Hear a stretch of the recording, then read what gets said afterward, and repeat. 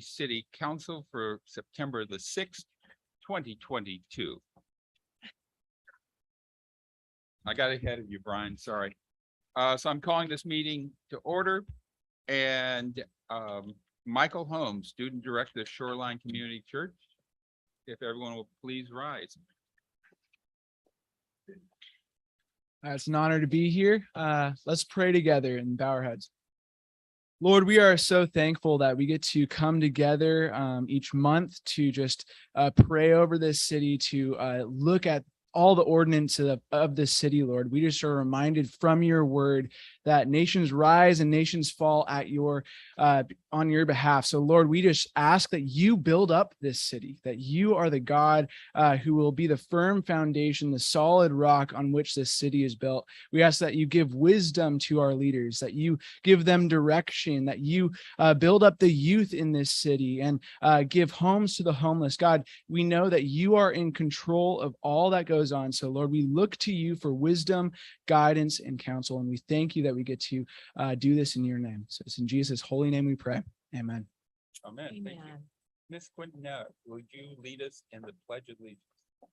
Everyone will face the flag and put your hand over your heart. I pledge allegiance to the flag of the United States of America and to the republic for which it stands, one nation under God, indivisible, with liberty and justice for all. Thank you. So, City Clerk will let the record reflect all council members are present. And with that, Yes, please. with that, could we have a motion to waive reading in full of all resolutions and ordinances? So moved. Second. Motion by James, second by Knobloch, was it? Yes. Yes. All in favor? Aye. Passes 5-0. Consideration of agendizing items requiring immediate action. None? None. Thank you. Oral communications, part 1. Members of the audience who wish to address council on matters that are within the jurisdiction of the city of San Clemente, but not separately listed on the agenda, may do so during the oral communications portion of the meeting. Speakers may address council once during either oral communications part 1 or part 2. A total time limitation of 30 minutes is allocated for oral communications part 1, with each speaker being allotted 3 minutes to give his or her presentation. And we do have, looks like that 8 or so cards. Okay, please. So I'll name 3 in a row. The first speaker will be Brad, followed by Martina, followed by Eric Anderson.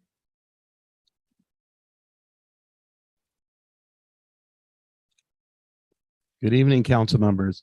I'd like to start with the fact that the city attorney's been missing for months, and now he's back. But during his absence, other attorneys sat in his place. But if you read the BB&K contract, which is specific, and I believe he wrote, it says that if the city attorney's absent, then Mal Richardson will be there. And if not, then the attorney has to be approved in writing by the city council. That hasn't happened. So I'm asking Scott, his firm in the city, to make sure that there's a refund for all work performed by non-Scott or Richardson, as that violates the contract which the city has entered into with him. That includes all work on the $40,000 retainer that was done by somebody other than the city attorney, because that's called city attorney work. And now I'd like to talk to procedural aspects of problems, although I just mentioned one. Tonight before you, a subcommittee met and said that they, quote, would like to extend an offer. Well, the subcommittee is not the council. Subcommittees cannot extend offers. So this item 10E is out of place. It should not be heard tonight because it is not proper. Subcommittee only has 2 votes, and I'd like Scott Smith to address this because that was an improper given of an offer. I'd also like to express the fact that the salary that's being offered is $11 more than this man, and I don't know, Mr. Joyce, was receiving his last job, which ended in June. That's a 9% raise. Why did the city do that? Why is that even in consideration?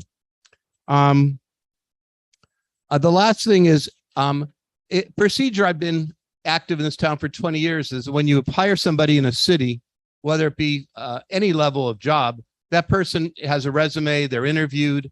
And in this case, council always interviews a interim or permanent city manager before they hired them. That was not done.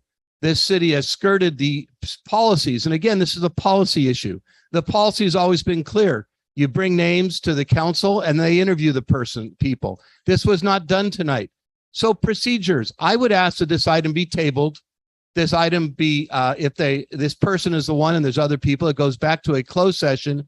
And for those who think I believe in transparency, which I do, personnel matters have to be done in closed session unless the person waives that right. Otherwise, this council should spend an hour or two interviewing Mr. Joyce tonight. So I'm asking this council put this item off to the next meeting and agendize as a closed session, in which case they will discuss how they got to this point, how they selected him and interview him, so that the council, as it says, the item is presented as an opportunity for the council to consider and approve the terms of the agreement. In other words, with Mr. Joyce, in other words, they've already decided the subcommittee we're hiring this person. That's wrong and it's illegal. Thank you very much. City So Attorney. I'm gonna make a comment. Okay. The subcommittee Go. has not hired this person, has not made a decision to hire this person. The subcommittee has brought Mr. Joyce in front of the entire council. I think that's entirely proper and appropriate. City Attorney, do you want to comment? Yeah, the California law requires that any contract with senior management has to be considered publicly by the council of the whole. That's what's on your agenda tonight. Thank you. Ms. Ferguson. Thanks. And on that note, we did interview multiple people for the last interim spot. So that is process and practice, by the way. So this is a sham. City Attorney, could you please opine on your contract with the city? The speaker just said that only Mr. Richardson, who's the assistant city attorney, may fill in when you're in your absence for meetings. And we've had multiple people fill in your absence over the last few months. Mayor and council, I'll do that in closed session in my evaluation if it's a concern of the council. Why Thank you can't very the much. public know? Your contract is a public document. Okay, you're not So- answering. So the Okay, city attorney has responded. enough said. Thank you. Thank you very much. Well, Please proceed. that's telling. So, good evening, council. At the last meeting, there was the consideration of limiting campaign contributions to $500. And that item was tabled.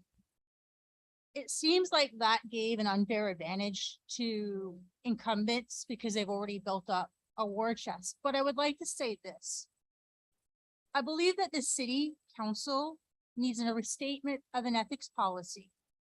And speaking to that, it doesn't really matter if someone's great Aunt Tilly from Pasadena wants to donate $1,000 to their campaign or not, because that's really probably not going to influence public policy and decision making.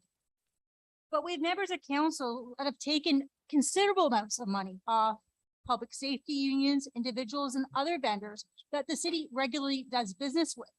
And I would suggest that this council be mindful in their deliberations of these contracts and negotiations. And in the event that you accepted money off a vendor or an individual or a public safety union, and that comes up, that you recuse yourself from that vote. And that way there's not the appearance that your decision was influenced by a campaign contribution. Thank you. Thank you very much.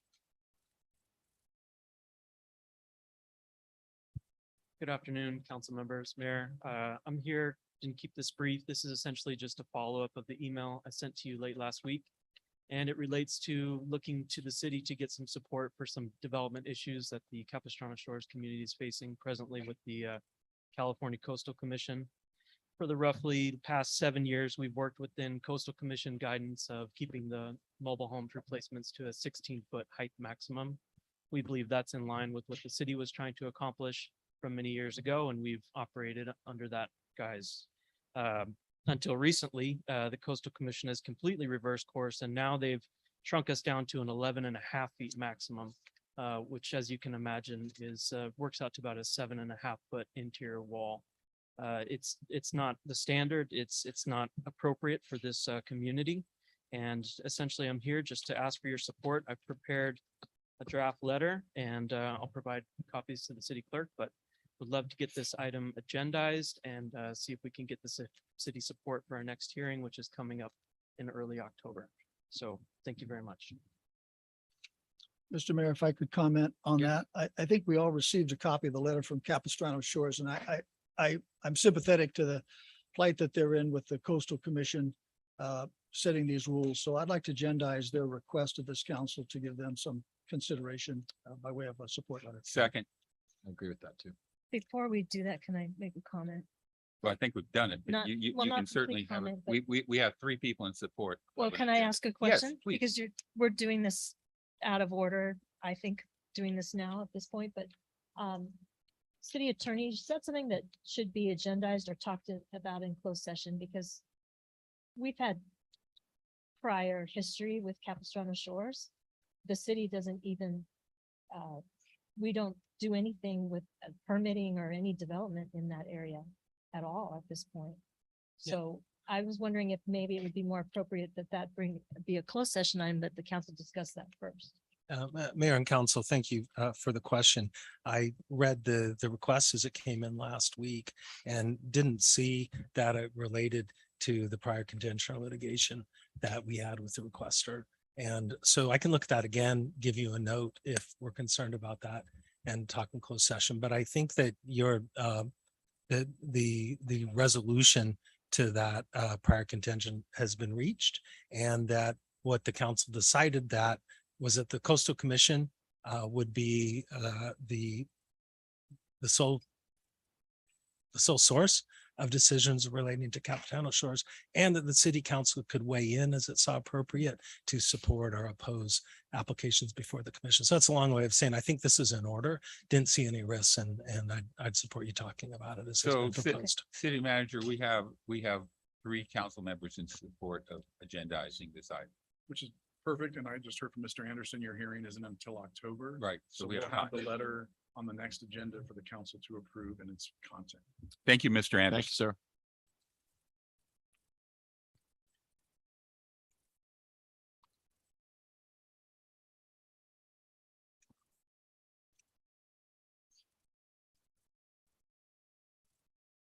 Evening, George Gregory, North Beach, criminal, because I have a ladder on my truck. For me to get here at 5 o'clock after working all day long is damn near impossible. And to leave me hanging here at the podium when you go to your little closed meeting in the middle of this meeting is really capricious. Then you sentence me to waiting here until 10 o'clock at night. So I'm asking you to move the meeting back to the way it was before, where you don't take a break in the middle of the meeting and the meeting starts at 6 o'clock. So the people who work 9 to 5 can make the meeting. I know you don't want to participate in local government, but it's necessary. Who serves who works at whose leisure? Do I work at your leisure or do you work at my leisure? Anyways, the city is out of hand. They keep pulling a gun on some of the most innocent people around. Blue collar construction workers, electric bike riders, etc. You can fix this and you can solve this. I have a city license. Give me a sticker. I'm not parking a fleet in the streets like Cox Cable, the giant corporation that's Richard and God, but they're allowed. They're allowed to have ladders on their trucks.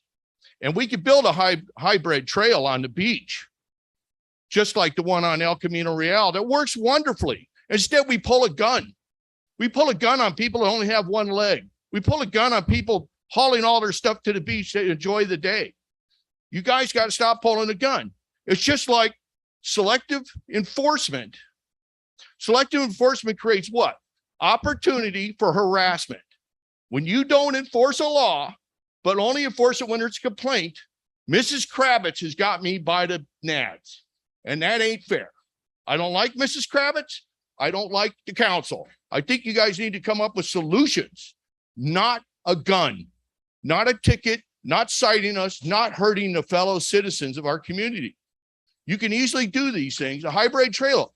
You know, when we had the trail visioning meetings, there's a recording of that, but you probably have to file a Freedom of Information Act to listen to them. So the thing is stop being mean. You know, if you guys want to fight, knock on the door. Don't sit here and hide behind the sheriff. And sheriff, if you don't enforce the laws, I can't get enough people upset to change the law. So you need to step it up. You can't selectively enforce and harass your citizens, or you're going to get socked. So please, please think of solutions instead of laws. Any questions? Any way I can help you? Of course not. Thank you, sir.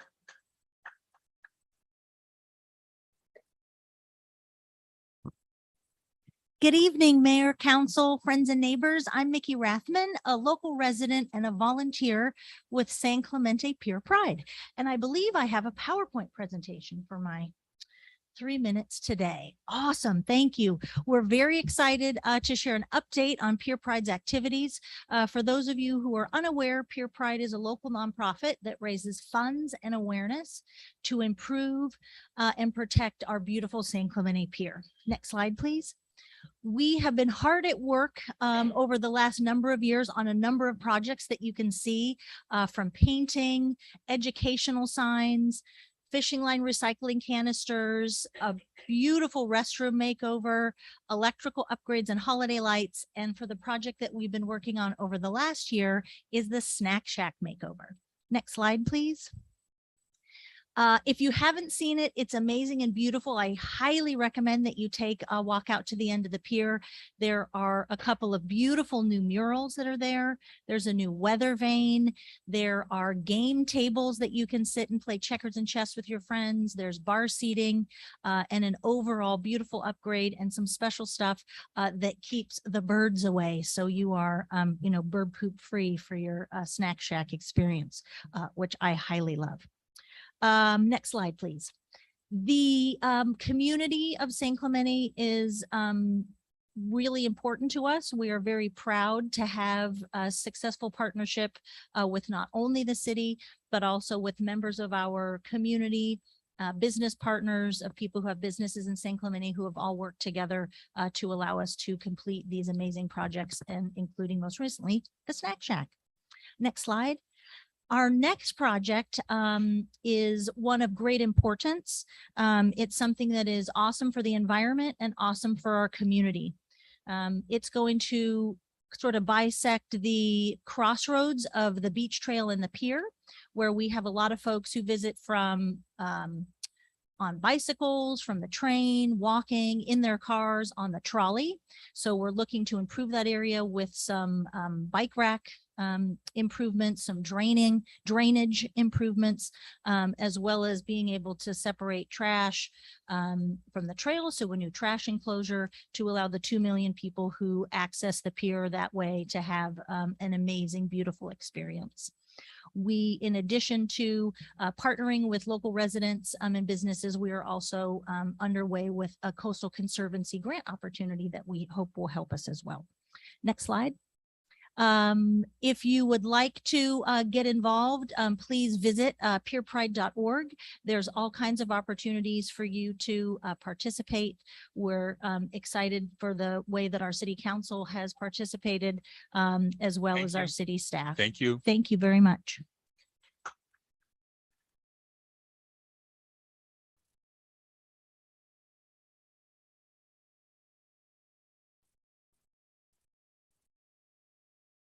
Proceed.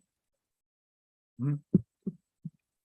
Please. Well, we gained the card together to give her enough time, but that's whatever the pleasure. 3 minutes. Okay. You want to? Okay. You want her to complete then? Okay. We're here together to announce the completion of the Snack Shack Pride project. And with that, our famous treasurer has a check to present to council for the 75,000. and he's got an envelope in his hand. He can walk forward and hand to the mayor or hand to the city Okay. clerk. Come And forward. without getting electrocuted. And so, hey, we got the San Clemente Journal here.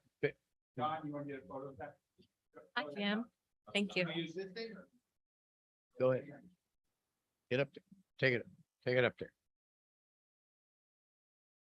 Jim, make sure you get It's always nice to We got a check receipt. I'm running out.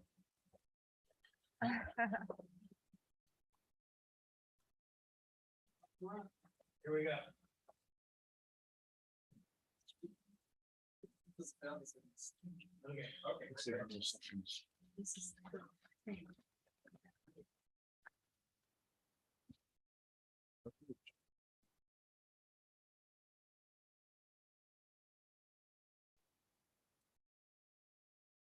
Gene, your name wasn't on that check, was it?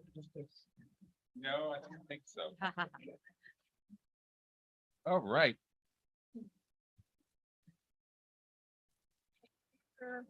Great job, guys. Thank you. Concerned Thank you. citizen, followed by Tyler Bowden, followed by no name concerning the abortion issue. What was So the first who's one? concerned citizen here? Is Joanne's microphone on? Can everybody hear her? Battery died. They're working on it. Oh, okay.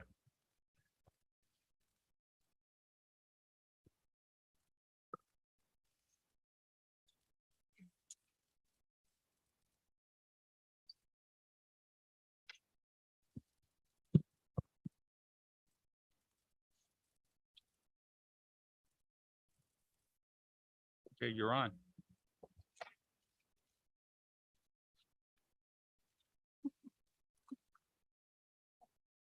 I don't know why I'm very touched by that.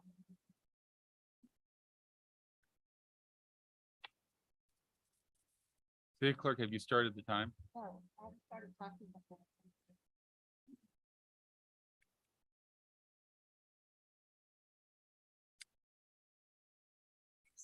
Any municipal code state it is unlawful for any person to willfully or negligently make or continue or cause to be made or continued any loud, unnecessary, or unusual noise which disturbs the peace and quiet of any neighborhood.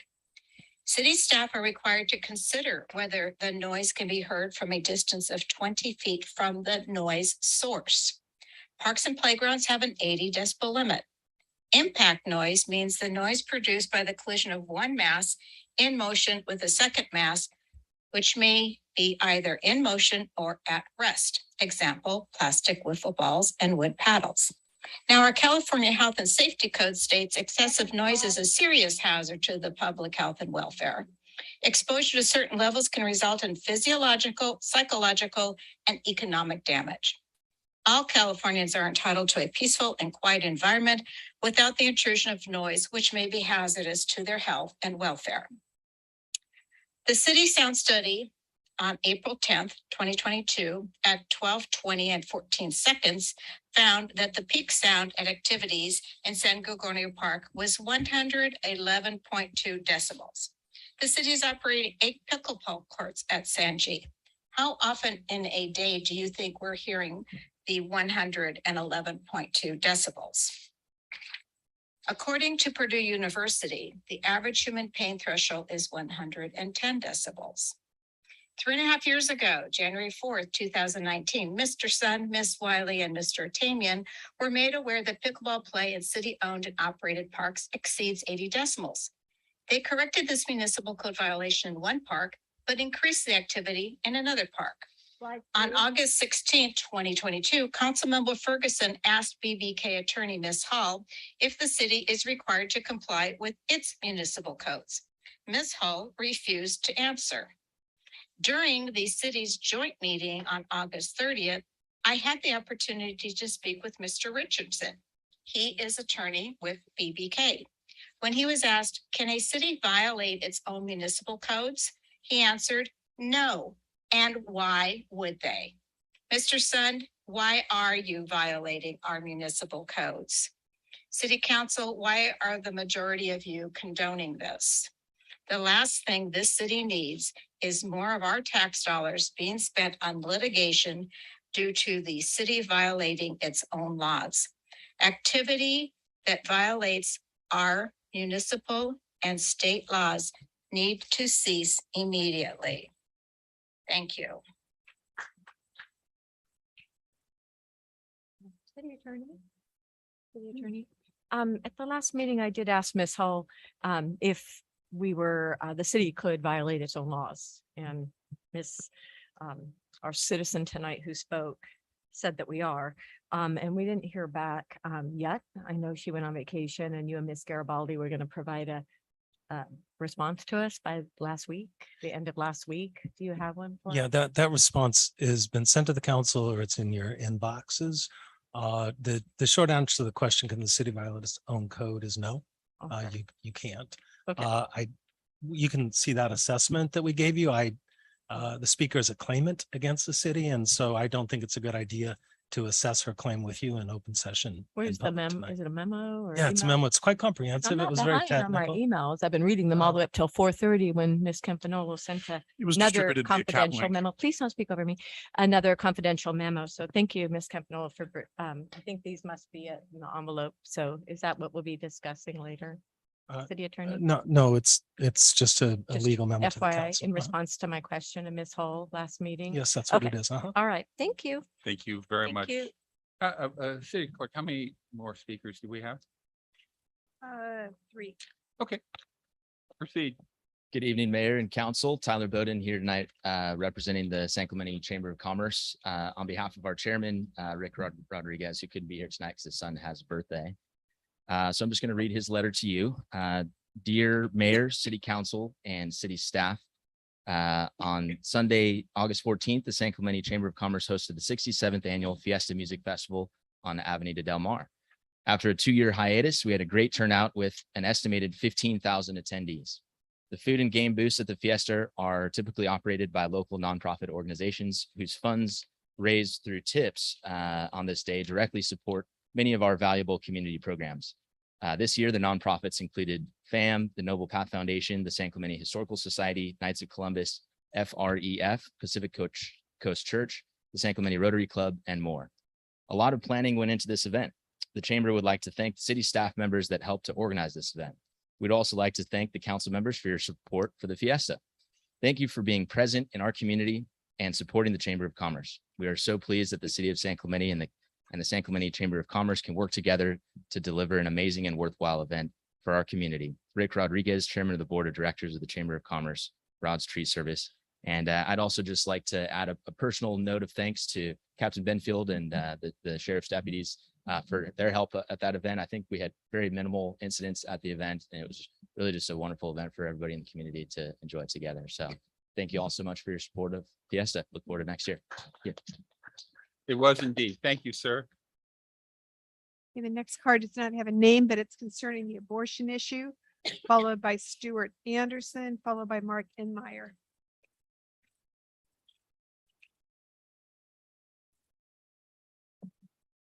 Good evening. My name is Dawn Urbanic, and I wanted to come because I ran across Chris Duncan's Twitter page, and it had a letter on San Clemente letterhead regarding the abortion issues.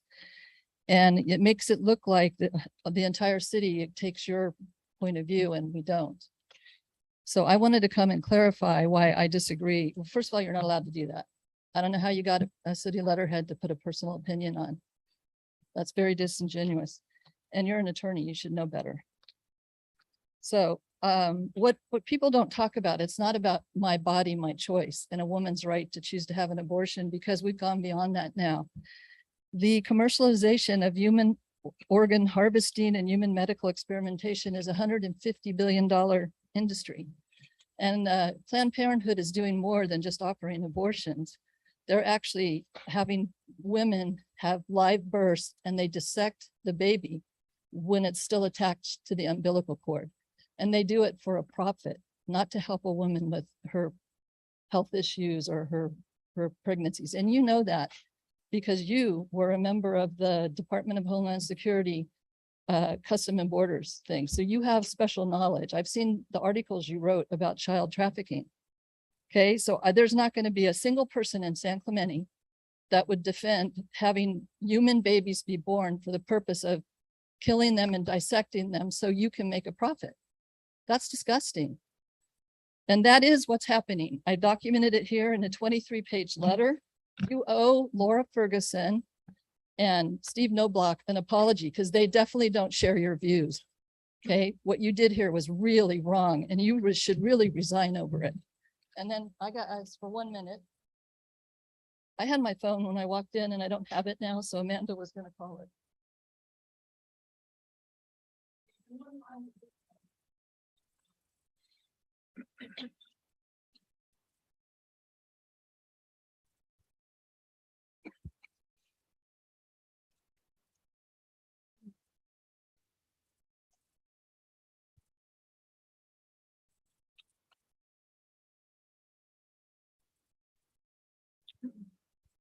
Next speaker is Stuart Anderson, followed by Mark Enmeyer. Good evening, Mayor Pro Tem, council members. My name's Stuart Anderson. I'm an 18-year San Clemente resident. I had a conversation with John Louder, who is the Chief Administrator of the Safe Parking Program in San Diego County. And I'd like to share to you tonight what he related to me. Their model is they run a secured overnight parking. Spaces are assigned after vetting at an off-site location. For example, they have to prove they're a resident in the area. Entry is permitted only between the hours of 6 p.m. to 9:30 p.m. People can leave after that, but they're denied re-entry. They have to leave by the next morning at 7 a.m. During the hours of 6 p.m. to 9:30 p.m., they're offered outreach services and there's security present. At least one side, security is present all night long. They also provide porta potties and hand sanitation stations. What funding do they have for this? It's a pretty important question. Well, John Louder assured me that there's money available from the state that can cover the ongoing expenses of personnel, security, the outreach resources, and the portable restrooms and hand sanitation. What results have they had? According to an independent study by the University of California, San Diego, that analyzed the program, I think from 2019 to 2021, the program has had about a 30% success rate in transitioning their clients into permanent housing. They've had a 99% success rate in people exiting the program without incident. I was pretty encouraged when I heard this from John Louder. And so I'm here tonight to ask the city council if you would please consider researching this and other safe parking options for our San Clemente residents who are homeless and sleeping in their vehicles. Thank you. Thank you, sir. Mayor James, I am generally one that wants a longer term solution to homelessness, but I do think it might be worth considering and getting input from Carly, our homeless outreach worker, and our police services folks about whether this might be a way to get folks maybe out of the North Beach parking lot and have a more secure process. And also maybe it would be effective for our homeless outreach worker services if there was a place where they could go directly. So I think it's worth discussing. I'm not sold on it yet, but I think it's worth at least bringing up. And I'd like someone to second that to be agendized at our next meeting, perhaps during our homeless presentation on the agenda. I'll give you a explanation on why I won't second. We built, we created the lot. It was a situation when we built it and they came. And I just see this as another scenario that we created and they will come. I still am baffled by the vote we had in regards to FAM. Because all FAM does great work with families, but is nothing more than an enabler for the vagrants that live on our streets. I won't second it. If anyone else can feel free to second it, but I will not support it. Then how about maybe I withdraw that motion and move to direct our Human Affairs Commission to look at that. That's within their purview and doesn't necessarily mean it'll come to us, but at least it would be within their purview to consider and perhaps reject. Dr. Anderson's a member of the Human Affairs Commission Committee. I would suggest he takes that to the Human Affairs Committee. Okay, so is there a second to my motion, my alternative motion? Hearing none. Okay, I'd like to see it go to Human Affairs also, okay, I think, before we. okay, thank you.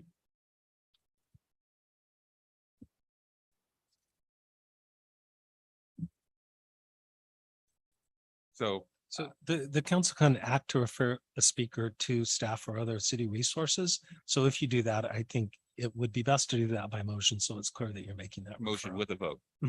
And that's So, always in order because it's permitted motion in by response to Duncan. public comment. Second by Ward. All in favor? Aye. All opposed? No. No. Let's clarify the motion. What was the motion again? The motion was to refer to the Human Affairs Committee. So the motion went down 3-2. I'm gonna say no, because I think the committee should be doing that on their own. So I'm gonna change, my vote is in there. Okay, 4-1. all right, next speaker.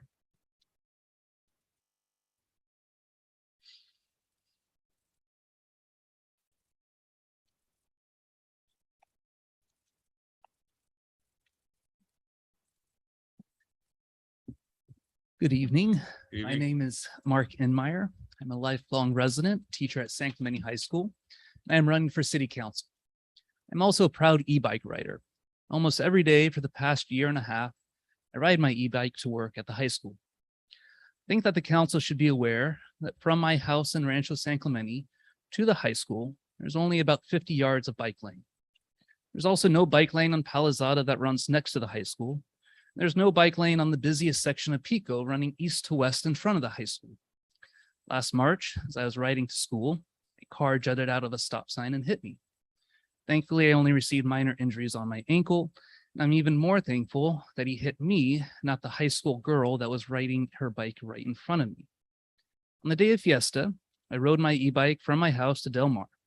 Coming down Del Cerro and then taking Palizada all the way to downtown, there was again only the same 50 yards of bike lane available. When I got there, I stopped at the OC Sheriff's booth to ask them what their #1 safety concern was in San Clemente. Without batting an eye and without any prompting from me, they all said e-bike safety.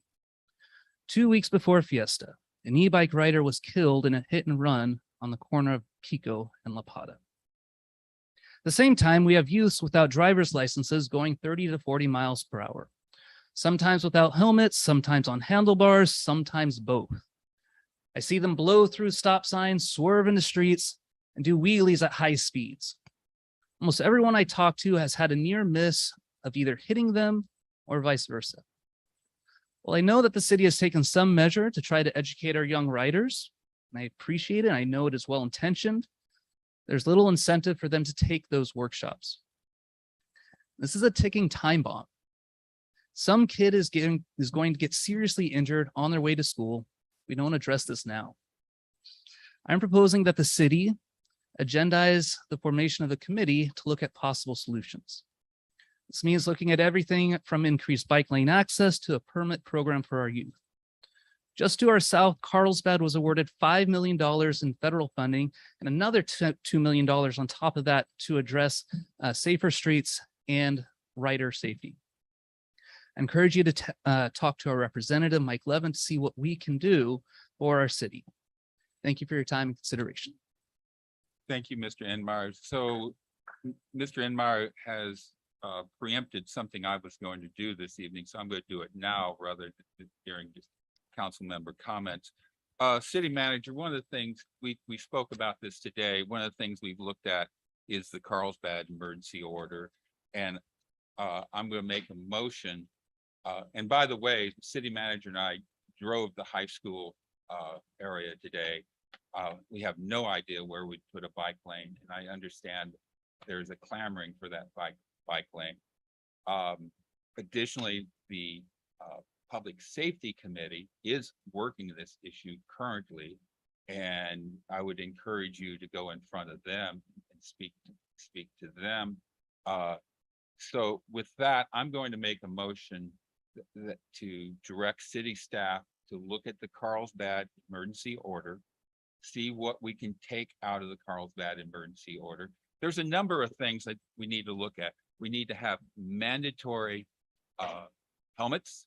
We need to mandate closed shoe footwear, closed toe footwear. I know this is kind of getting into the knickers of people's personal business, but I personally witnessed a gentleman coming down Vera Cruz, middle-aged gentleman, losing control, didn't have a helmet on, and he has a significant traumatic brain injury to this day. We need to deal with this matter. And, we just didn't see the explosion of the number of e-bikes that we have on and we need to look at the use of sidewalks. That's a danger, but it's also a danger putting that e-bike, that 14-year-old e-biker on El Camino Real going through the T-zone area. We need to look at this comprehensively. And I want to start off with looking at the Carlsbad emergency order. I want the Public Safety Committee to redouble their efforts. I know Captain Benfield, our Chief of Police Services, has been doing a number of things, particularly with those electric motorcycles that people aren't registering, that go beyond being an e-bike. So with that, can I have a second on that motion, please? Yeah, Second. yeah. I'll second it, or And a I'll third third. it then. And this is something we need to come back on our next meeting on whatever it is, September the 20th, to discuss this, because I'm as concerned as Mr. Enmeyer is in regards to this. But we have the Public Safety Committee looking at it, so perhaps they can give us a briefing on their progress. That's a great idea. Mayor, And can I- Mr. Enmeyer, please reach out to me with your thoughts, and I'm more than willing to meet with you and talk about this. I'm very concerned about the high school area, and I've had parents asking for a bike lane there. I simply don't think that's something we can do overnight. Caltrans will have a piece of that action. The city has a piece of that action. And as soon as you start talking about multiple government agencies, it becomes complicated. Ms. Ward. Would you consider an amendment to that, not just the Public Safety Committee, because I think this has to come and go to our traffic engineer. We have a new traffic engineer and he should be doing this in court. That's in part of the conjunction staff with our. study. And I can- Absolutely, Okay. I agree. And I I just- can also indicate that Public Works and our traffic engineer are actually reviewing this matter as well. So they're ahead of the curve, if you will. So was the motion to agendize this or to Yes. refer it to public safety for a report back? A and B. I think. It's already with public. It's with them. with They public. need to come in front of, as Mayor Pro Tem suggests, they need to come in front of us and explain to us what they're doing. And we need to move sooner rather than later on this matter. Are you clear, City Manager? I'm very clear. Thank you. Thank you, sir. There is one more card, Amanda Q. Hi, council members. I wasn't prepared to speak today, but I attended the neighborhood watch at the St. Clements Episcopal Church. And unfortunately, after speaking after the meeting, I spoke with Captain Benfield and Deputy McCormick, and we kind of mentioned a little bit about the RV parking. And I know that Captain Benfield was going to talk about it that night, but I just want to remind people how long it took to clear or get a handle on the RV parking around Maxburg Park and Las Palmas Elementary, because it was a collaborative effort with trustees from the school district and superintendent, Deputy Superintendent Clark Hampton. But it was a year. And it's taken 4 years, and it's an ongoing process. So I know people want safety for people to park overnight with RVs, but there's also a safety aspect for children at the parks and schools areas. So I just want to make sure that that is duly noted. That's all I have to say. Thank you so much. Thank you. Next on the agenda is the consent calendar. All items listed on the consent calendar are considered to be routine and will be enacted by one motion without discussion unless council, staff, or the public requests removal of an item for separate discussion and action. And I have not received any requests for removal. So I'm going to request to remove G as in Gulf, I as in India.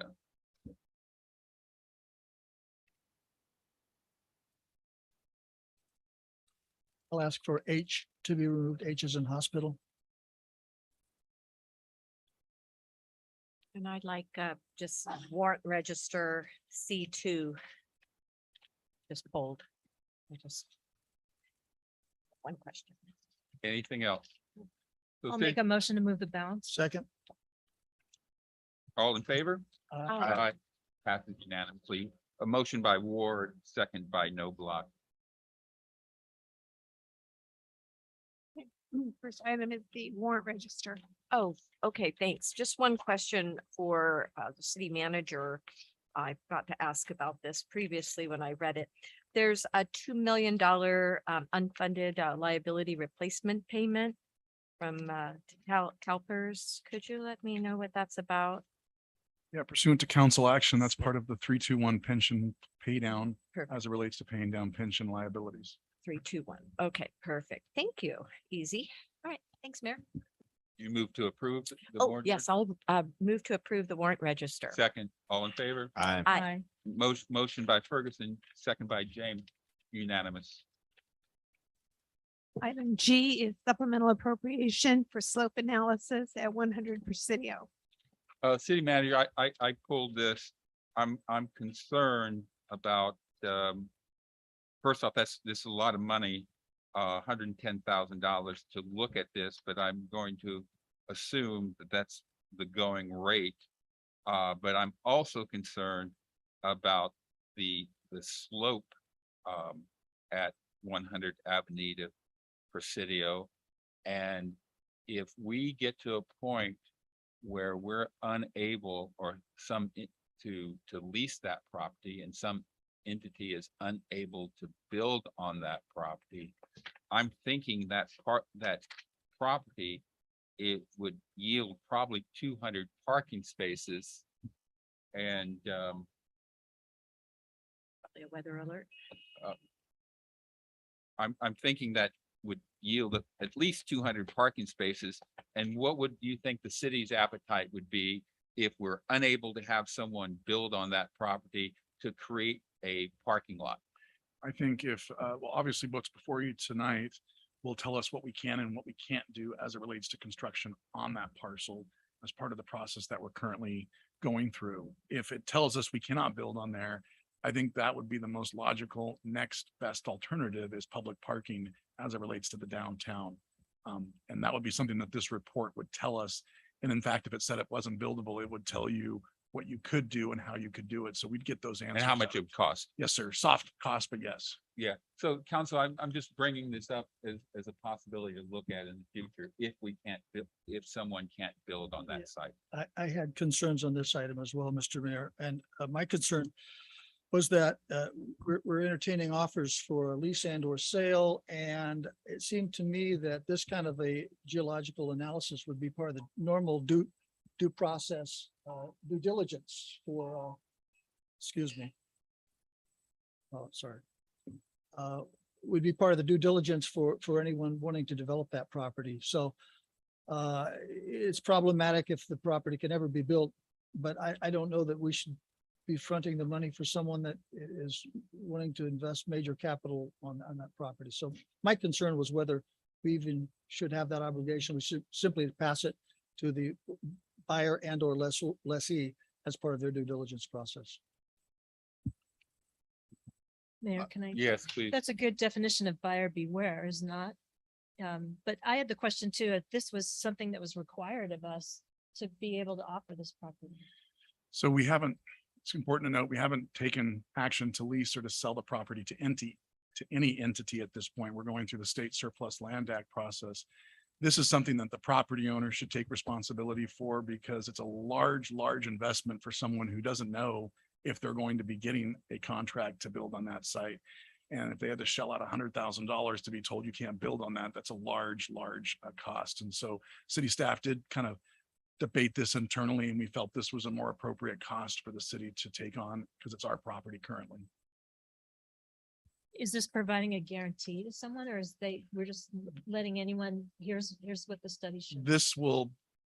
There will be drilling that will be done on site, multiple drilling to understand the geological challenges that may exist in that location. It's important to note, and we've told this to all the proposers since the beginning, that's on the site of an ancient landslide.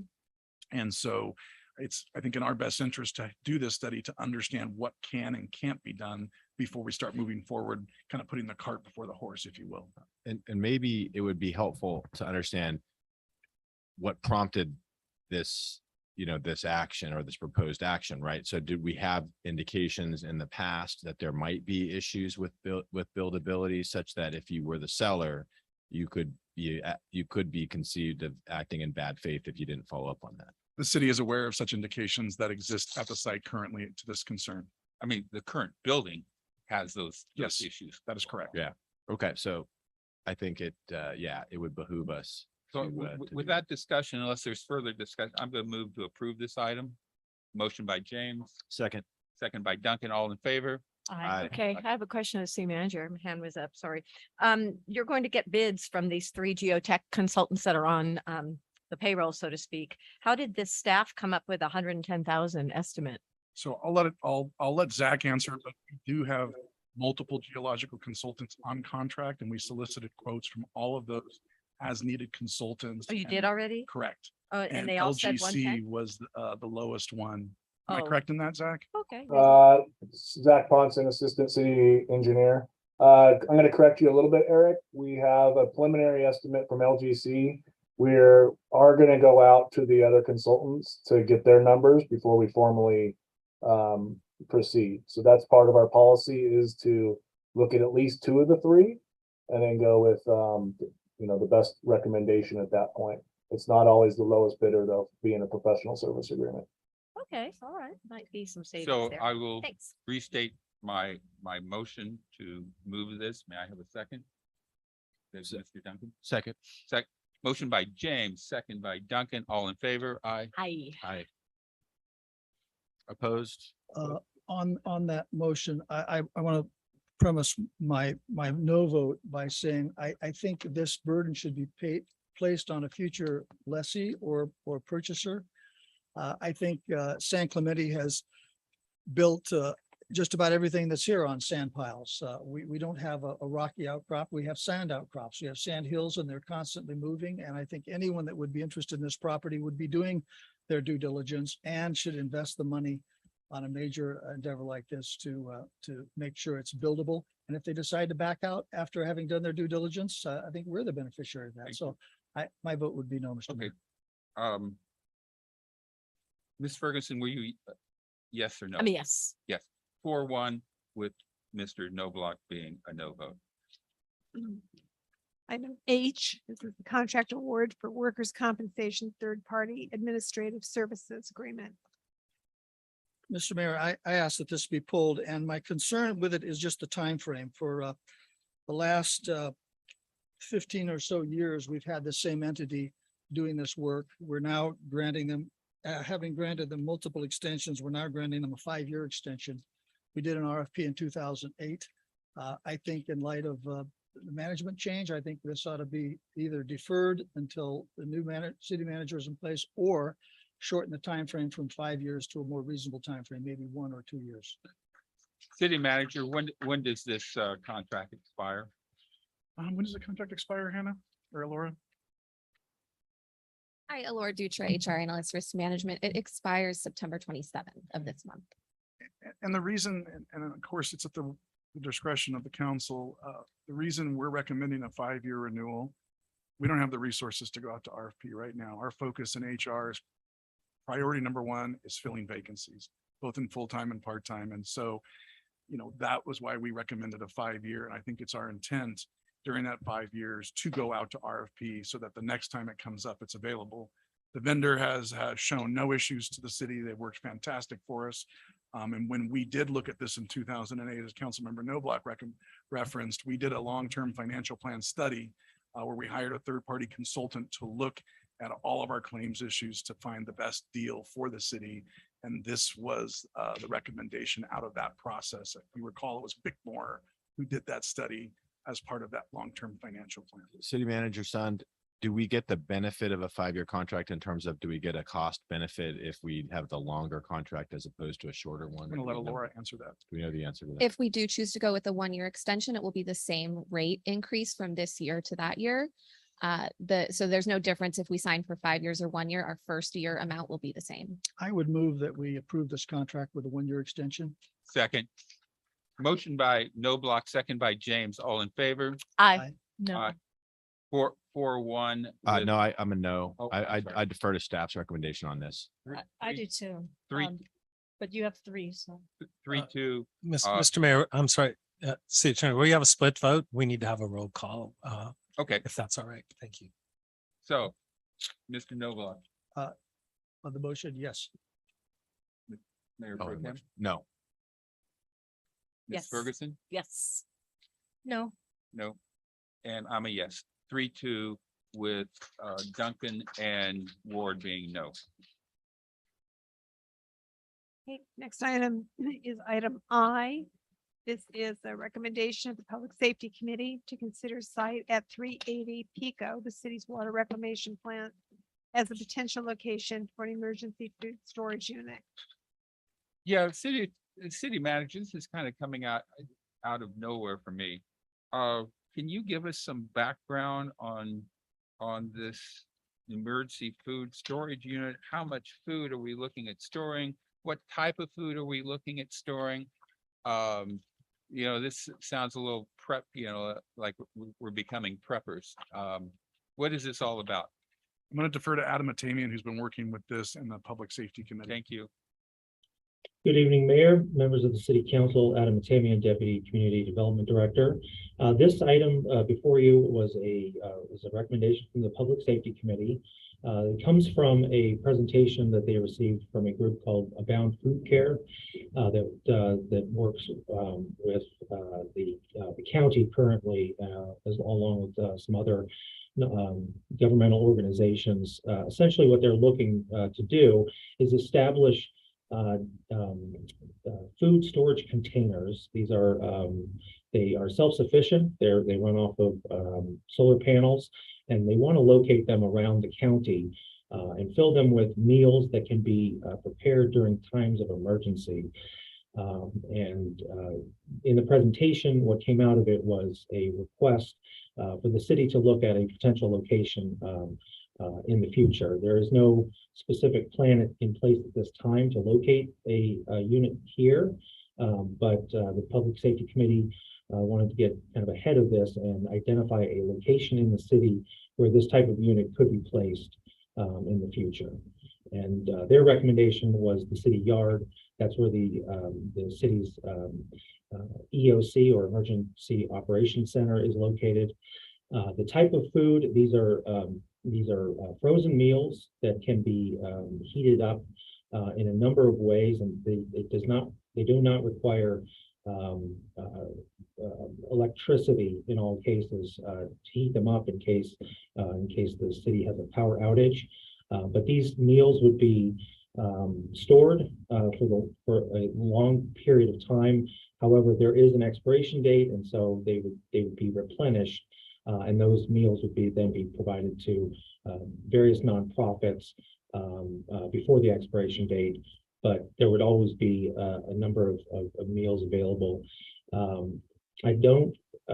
We didn't get to exactly how many meals are provided, but it's a shipping container that would be full of them, and so we'd be looking in Interrupt you, Mr. really Atamian. thousands. Allow me to interrupt you. City manager, this appears to be a great initiative, but I think it's an initiative that city council needs to be involved in, because I'm not too sure how much money we're talking about here. I'm not too sure how many people we could feed. I'm not too sure on expiration dates of that food. you know, it's a great cause. I'm not sure it's a cause city government should be involved in. But I think it's a cause that city government should explore, and it should be this legislative body to explore it upon the recommendation of the Public Safety Committee. Yeah, so maybe a motion to have this discussed later when we get more information before we commit to a city location to do something Right. that's pretty prospective at this point. Just more info to the city before we even agendize it. Right. So An is the update. Okay, we could, recommendation to the Public Safety Committee? I think that my recommendation at this point is we probably should have the same presentation the Public Safety Committee had. And So if I may, we can table it, and then in between now and bringing it back to council, we can have the public safety and the vendor, if you will, do 2x2s with the council to do the presentations and go over any questions that you may have as that's, it relates to that's that. where I am. That's where I am. I'll concur with that. So So- motion to table. So motion to table, so moved. Second. Motion by James, second by Duncan, all in favor? Aye. Aye, unanimous.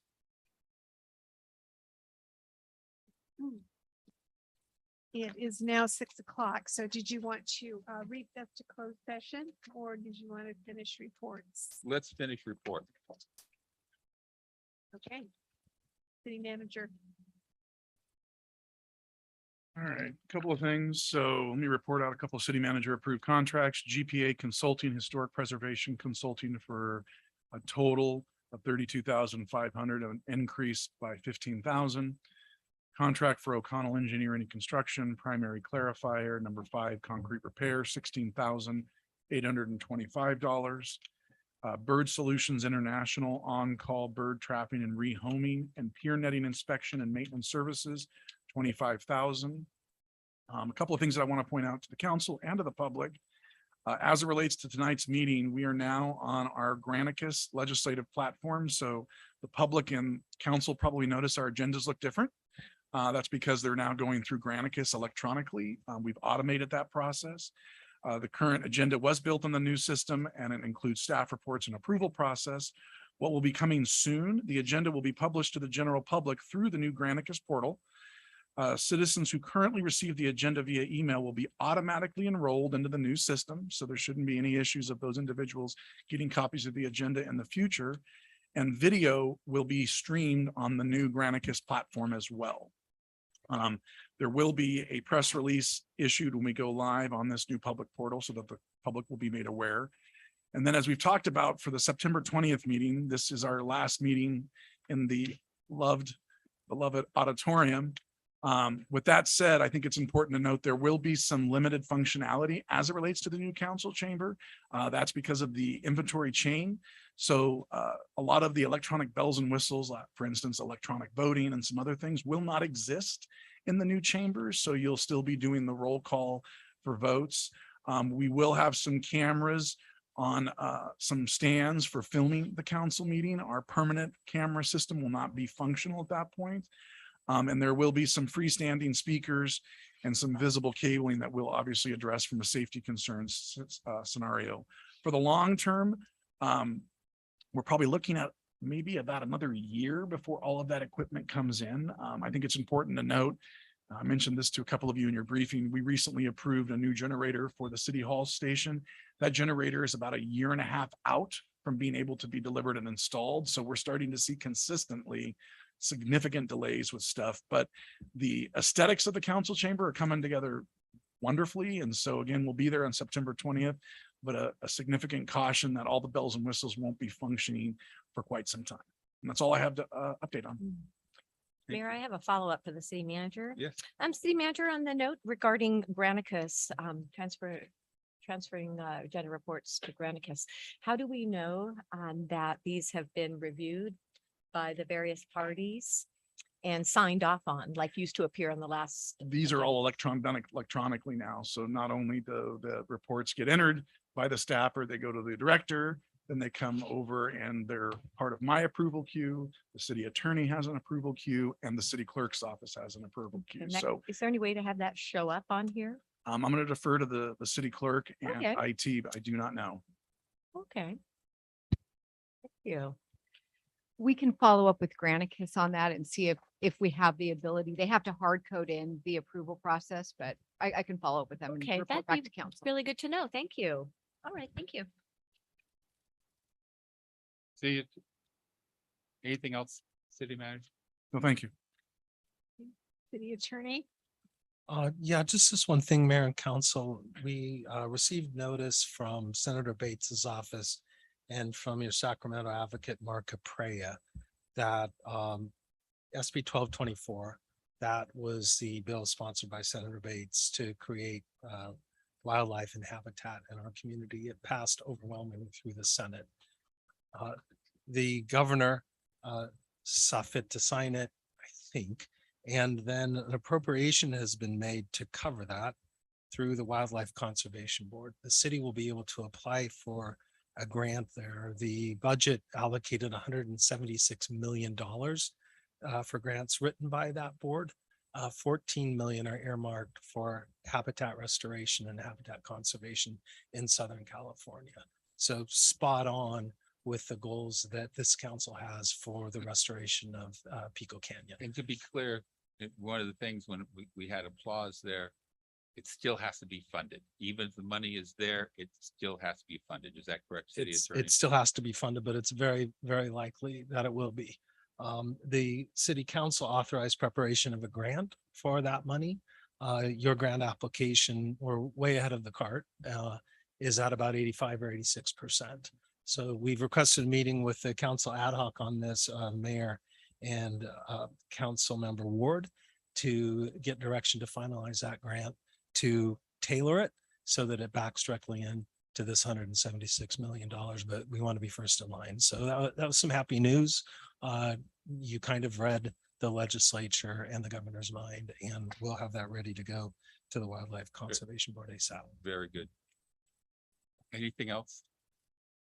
Except that it can be used for trails and bike trails also. And so that would be a wonderful coincidence that the request you considered earlier might be dovetailed into this conservation project. Very good. Very clear. Council members.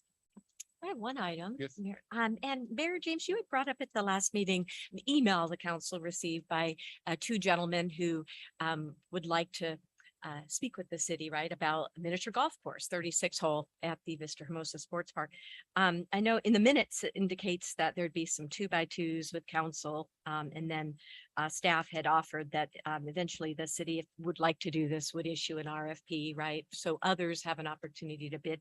I actually met with them. They reached out, and I'm not sure if the other members had met with them yet, so I already did. So I just wanted to suggest that we agendize, or perhaps maybe we could just do it, city attorney, have maybe in 2 months have an RFP issued for a like project at that site. So it's fair and competitive. That's a motion. That's a motion. I'll second that motion. Okay. All in And I'll favor? support as well. So We need to vote on that. can I comment on that? We're Yes. talking about an RFP. Yeah, to come back in But, 2 months. That was agendized for 2x2s. That means that's a process, and we all agreed to it, that it's done formally at City Hall with our staff. The developer on their own, I'm calling him a developer because I don't have any other name for him, reached out to the rest of the city council and chose to have those meetings on their own, one by one. And I think every single council member we met can. with them. As we I have- can. We're individual think council members, so. That is not what council approved it to go forward. And I think that taints the issue, and it can be called into question when that comes up. City And- attorney, do you have any concerns on how those discussions proceeded? Well, I don't know if they did or didn't, but the members of the public are able to contact you as long as they don't serve as a conduit between one council member and the next. But I think the question before you is whether you want to stick with the process of 2x2s with your city staff, or cut to the chase and do this RFP. So that motion is a future. I item will as well. acknowledge, I have spoken with the two But parties. that's how it got agendized. You said you had met with them as the mayor, and then the council authorized 2x2s to go forward. And that got circumvented and they met individually with every council member except for myself. So I would say that this process has already gotten off to a very bad start, and you have 4 council members that have discussed this with the developer. So I don't see how what has occurred has tainted the process. You know, it'd be problematic if 3 members would have met with these business individuals. I'm not sure how. It's problematic if those members then talk to the council members and told them what other council members had concerns, and that's a serial meeting. And I think that when you're talking about any development or an RFP in this process, you never start out this way because you're already starting out badly. The purpose of the 2x2s was simply to get information. And I think if the applicant or the developer in question reaches out to the council, that's their right to do. And I have no problem with the motion to do an RFP. Actually, I would prefer that we receive a proposal. You know, we entered into an agreement with a miniature golf course operator 15 years ago, an exclusive, and that operator wasn't able to pull it together. I think the current applicant, in my opinion, seems to have the wherewithal to be able to accomplish that. So I don't object to an RFP, but I wouldn't object to this council considering this particular application, this particular applicant making a request to move forward on that entertainment source for our kids and our adults. Right. So I'd support the motion. Do we have a motion on the table then? City Clerk, was there a motion on the table? Yes. By It was made by Councilmember Ferguson and Made by- seconded by you. seconded by me. Okay. Call for So- the question. Yeah, so motion by Ferguson, second by James, all in favor? I, no, So, okay, so, based on the city attorney's previous admonishment of me, Mr. Noblock? Yes or no? Yes. Ms. Ferguson, yes or no? I, yes, Aye. no. I'm an aye, 4-1 with Ward dissenting. City Clerk, we're now well into our closed session time. Let's- Do we have any comments for closed session? No. Okay, I think we maybe should break and then, Well, let's finish the city finish council comments. member comments. Okay. Because I think we can do. I have one brief comment, and that is I was a little concerned during the public comments about the noise level with the pickleball courts. It's an extremely popular activity, and with extreme popularity comes extreme noise. And I was surprised, maybe this report had been circulating that had pickleball at 111 decibels, which is incredibly loud. I'm not sure how we proceed, but I'm concerned about the noise level. I'm concerned about our ordinance, and I don't know if it would be appropriate to agenda. We had a hearing a while back when we talked about the master plan, but the particular issue specifically regarding noise and potential ordinance issue, I think perhaps needs to be agendized. Mayor, can I comment on that? Yes, You're asking for that to be agendized. I'd submit that we should make a motion to table this until 3 council members want to bring it up again, because this item has been debated many, many times and brought up many times. And there's no new issue that I'm aware of to see again. This council's already ruled on that. So I would submit that we should do a motion to table this discussion till 3 bring it up, and that only 1 or 2 council members cannot bring it up again. what I am unclear on is, I know there was a noise study done. I'm still unclear on the results of that sound study. Mayor, if I Okay. may. So as Councilmember Ferguson alluded to earlier in her comments, that there was direction given at the previous council meeting when Elizabeth Hull was there to have the city attorney draft up a memo, if you will. That memo has been drafted and then submitted to your cap link box, which I think, to Councilmember Noblock's point, I think once we review that, it will provide some clarity to you, but it is been distributed into your cap link because it's considered a privileged and confidential document. And that was put into your cap link today. Why does it need to be privileged and because there's There's an potential active litigation? claim against. So the that city. shouldn't be discussed at this point. Okay, Maybe a In closed time. session discussion would be in It order. still has to be agendized to be on closed session. okay, well, I will, Great. Mr. Noblock, if you're going to make a motion to put it in closed session at our next meeting, I will support that. That would be my request. Thank you, Mr. Mayor. So motion by Noblock, second by James to discuss this. And can I ask if it's what it's limited to in discussion? We can't just sit and discuss the entire issue. You have to limit it We're to gonna, something, the noise study. to the study only to have it. It Given would to be, us? it would be anything related to the noise study, our ordinances and appropriate course of action for the city to take. Yeah, I think all that relates to the claim. Right. That I mentioned earlier. And so I think that's a So- great topic. So I'm going to take the roll call vote on this. Mr. Aye. Noblock. Aye. I'm an aye. Ms. Aye. Ferguson, Aye. 5-0. Thank you. I thought it was gonna be You more could have done your complicated. quick vote. I could have done a quick vote. I thought it was gonna be more complicated than that. Anything else, Mr. Noblock? No, Mayor Pro I'll Tem? just quickly, we had the pleasure of going to the press conference for the World Surfing League Finals. It was a fantastic event. It's great for the city, terrific for our small businesses. We get that investment locally here. We even have a local surfer in the competition, a neighbor of ours up in Talega. So just really excited about that, and everybody do follow that and participate. It's just a wonderful event. And I hope it stays in San Clemente forever. Thank you. Ms. Ward? No. Okay, I've got a couple things. Number one, I want to agendize a discussion on creating a ordinance to codify the protection of views for residents in San Clemente. I'm sorry, Mr. Mayor, protection of, I didn't hear you. To codify the protection of views for Oh, views. residential locations in San Clemente. Can I get a second? And what I'm going to ask is for staff to review the current protection of view ordinances in Del Mar, Laguna Beach, Palos Verdes, and Tiburon, And bring that back to the city council. and bring that for back to city information? council for first meeting in October. When To you say deliberate on? bring it back, you mean a study? You don't mean an ordinance to I don't create mean, that.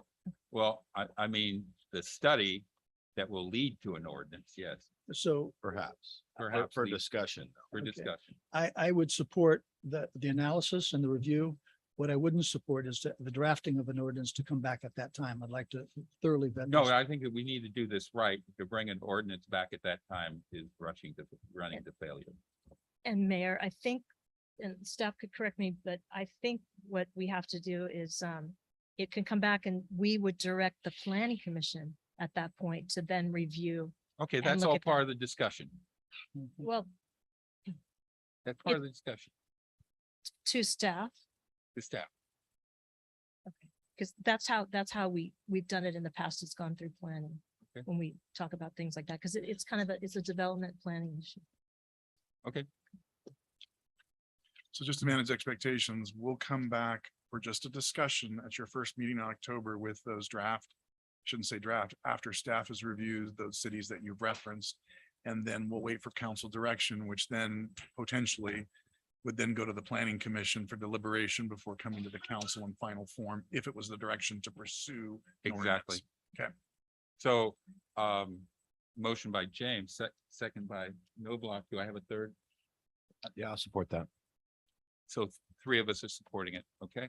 My next thing I have is, this is a transparency issue. I think we still need to improve our website. I think our website's in drastic need of improvement. And we need to improve that website. And one of the first things I want to do, we've already put a link to campaign contributions, but I think we also need to put a link to every PRA that comes in. As a PRA comes in, that should be published on the website, and the results of that, the response, I should say, to that PRA should be on the website as well. So the date the PRA comes in, what the PRA is for, and then when the city responded to it and what was the results of the response. And one of the reasons it'd be good to do this, we probably get a lot of PRAs that are the second or third time someone's asked for the information. If it's on the website, they're not going to have to do that PRA. can I get support in council to have that come back, to direct the city manager to create such a You're talking about like a reading room. That Sure. they have the FOIA reading room in the federal government. So you're talking that's about exactly something. what I'm modeling it after. Are you okay with Yeah, that? sure. I'll second. When it comes back, can staff also tell us what the cost would be Yeah, to do that and, implementation time and all of I that? think this might be something for down the road too. I don't know if there's an extreme urgency to this because I know that this will be a staff burden. We'll definitely cover it and we'll discuss or bring back any cost or staff implications that it may have. Right. So we're cool on that? So this is going to come I don't want this to be earth shattering. But I'm gonna call for a special closed session meeting.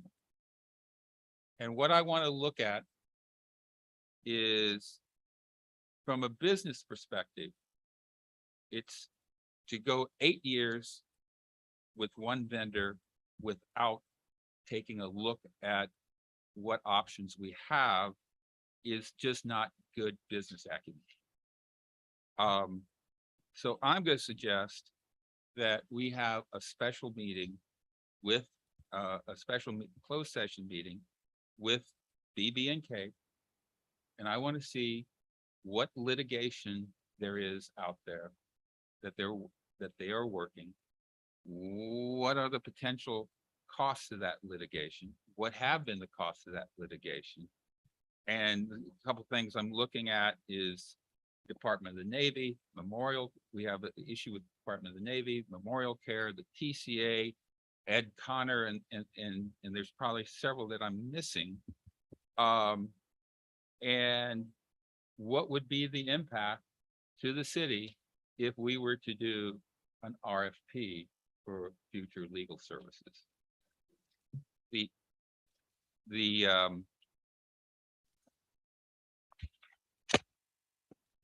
I have an attorney here, Mr. Malamud. So can I get support on having a special meeting to look at that litigation? And certainly there's probably an attorney in the room who's probably litigating with us who would like to have it in open session, but that's not going to happen. I'll The- support that. I'll support you on that. Thank you. So, Mayor, you started out saying one thing and. No, it I seemed was like you were very clear on switching what to I said. something else. Well, no, when you start talking about how we should do an RFP and all of that, then you call for a meeting to go over and look at what our litigation is. Don't we have reports on that and We do. updates of what our litigation? But my point is this. We can't do an RFP without looking at the impact that RFP is going to have. What pending litigation we have out there. We have, in January, we're going to have a new council. We're going to have a new city manager. And we may want to look at the possibility of doing an RFP for the city attorney. I'm not saying I'm there. I want to understand what impact that would have on us if we were to have an RFP. I think the only way, you can't just throw the baby out with the bathwater and do an RFP without understanding what the impact is going to be, how that's going to put us in jeopardy, or how that's going to work in our benefit. Can I get support that Councilmember Ferguson is in support of it? Can I get support to have this closed session meeting? And you're calling for a special meeting. Yes. Mayor, I before don't we see the- vote. I don't Yes. see Could the we get- time constraints of why it Excuse- has to be a special meeting. Could I'm we I'm get- sorry, I'm talking. Because I just it's read- going to asked- take asked a long first. time to do You this. interrupted me, Kathleen. This is not something we're going to do in an hour. Thank you. I just a quick question of the Yes, city please. attorney, since we do have an attorney in the audience. City attorney, can you opine that we can do what Mayor James has suggested, because we will be analyzing the cases and the costs of fees to date, I imagine. Could we do that in closed session, or does it have to be public session as noted? Let me, if I can just give you the answer and then I'll give you a caveat after that. Okay. The answer is that certainly you can talk about those pending matters in closed session. You can also talk about an appointment of a city attorney and whether that should be explored, a different appointment, or whether you should stick with the incumbent. So the short answer is yes, I'm sure you can do that. But what I would suggest is that you ask the mayor to consult with someone other than me about that between now and that date so that you have an unbiased opinion on the issue. Okay, so that sounds good. So you have. So did you hear it motion- was 3. Did you hear what the city attorney said, consulting with someone? I heard that. Yeah, well, I know you have, there's one sitting in this room who could help you with that. So, Right. Who's not me and who's not claimant against the city. Right. Yeah. So with the appropriate consultation with an independent attorney, I would like to move forward with calling for a special closed session meeting to discuss our relationship with BB&K. Do you have some dates in mind? I don't. I'd be looking at the city manager for that. I'm going to defer to the clerk's office who handles the scheduling of meetings to communicate availability. I mean, we're pretty much obviously at the will of the council in terms of when. Is there a reason this can't be at the closed session at the next meeting? Well, do you want to start it at 3:00? Perhaps. But why does it need to be the next meeting? That's my point, is what is the time sensitivity here? I know it's going to take some time, but we have a city manager leaving, we have an interim, supposedly coming on. There's certain times to do this, and there's times to not blow up everything and have some stability of continuity in what we It doesn't have. have to be the next meeting, but how about the first or the second meeting in October? And we'll start at 3:00. Works for me. Work for you? Yeah. So I've got support of 4 council members to do that. Does this need to be a motion and a vote, city clerk? I counted already. Okay, we got it. Okay, that's all I have. So with that, need a motion to recess to, motion by Ferguson.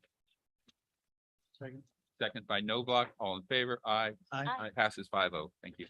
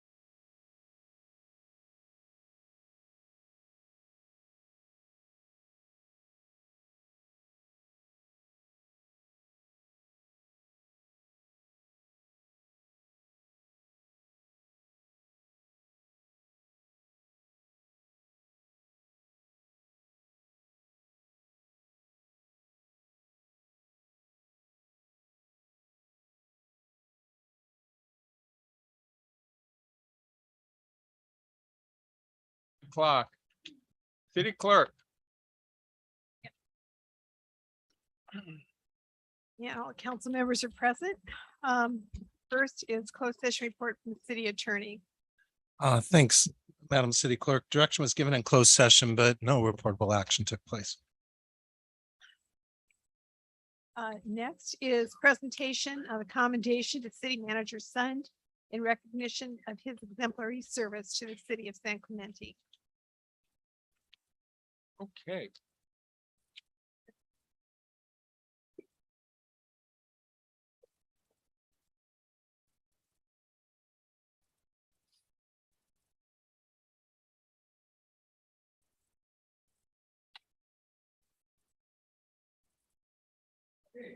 Your son, please.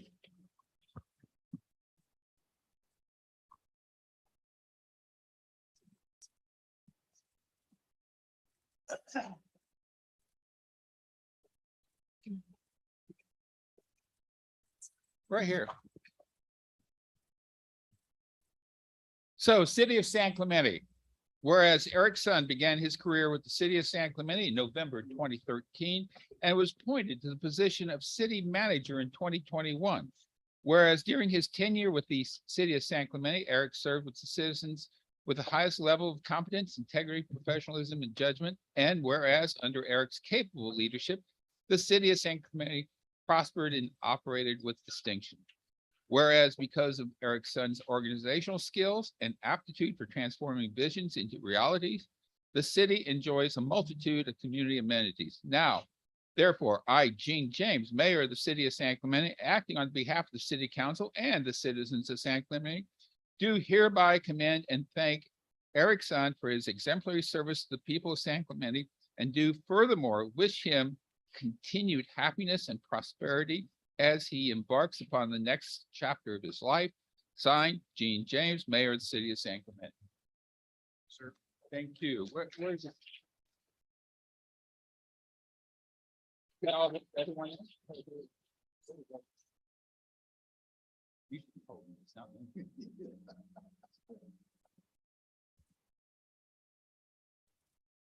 Have anything to say? You got 3 minutes. I can do it under 3 minutes. Thank you. I appreciated serving the city council, but more importantly, I appreciated serving the staff. We have amazing staff in San Clemente, and that's why I came to work every day, to serve the staff and the community, period.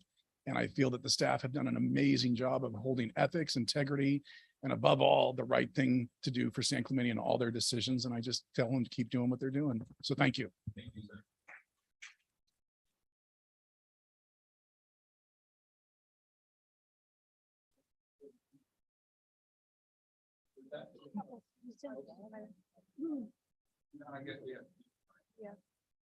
There are 2 speaker cards on this item.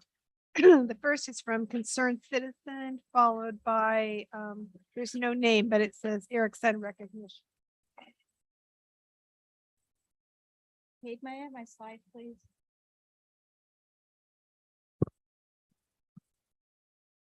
Presentation of accommodation to City Manager Sund in recognition of his exemplary service to the City of San Clemente. Mr. Sund is violating many of the city work rules as outlined in Rule 14. It states that the following actions are not acceptable for employees of the City of San Clemente: dishonesty, making false or fraudulent statements, approving reports and permits that he knew contained false information, willful and intentional violation of city policies, and now we know municipal codes, discourteous treatment of the public and council members, and subjecting staff to comply with gag orders to be non-responsive to taxpaying residents' inquiries. Something exemplary is so good that is an example that you want others to follow. Really? Is this the example you want our staff to follow? This city deserves staff that comply with all of our city work rules. What message is this being sent with this commendation? City employees who violate city ethics and rules deserve termination, not commendation. Mr. Sund, you have been advised by our city attorney that you cannot violate your own municipal codes. Your email of January 4th, 2019 confirms You knew the pickleball noise exceeds 80 decibels. Courts are locked every day at dusk because of your instructions. Please do not unlock them until the codes are met. Thank you. Thank you. We have a second one? The second one does not have a name. It just says Eric's son recognition. Okay. I don't see anyone. Okay. Okay, next item is a presentation of city tiles to the following outgoing members of the city's commissions and committees. You want to announce them? Or do you want me to do it? Okay.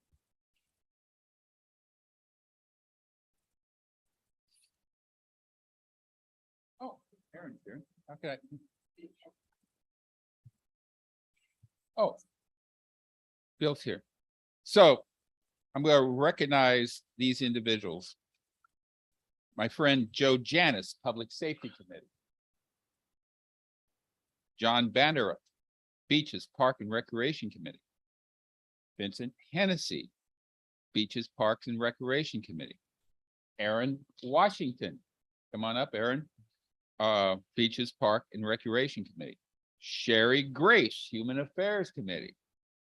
Bill Kreutinger, Human Affairs. Thomas Olds, Human Affairs Committee and the Investment Advisory Committee. So we haven't quite created a quorum with you guys, but we're close. So can I have Bill Kreutinger? And before I give that to Bill, our commissions and committees are so vitally important to the city. Our Public Safety Committee, made up of first responder professionals, provide us insight that we would not normally have. The Human Affairs Committee, additionally, they provide insight that we just don't have with the community. They have the pulse of the community. Beaches, Park and Recreation. Again, I thank all those members because they're the ones that have the pulse on the users of our beaches, parks and rec. And they bring a perspective council members don't have. No one stepped off of planning? I guess not. Okay. So, Bill, William Brighton, Human Affairs Committee. Where's the, there we go.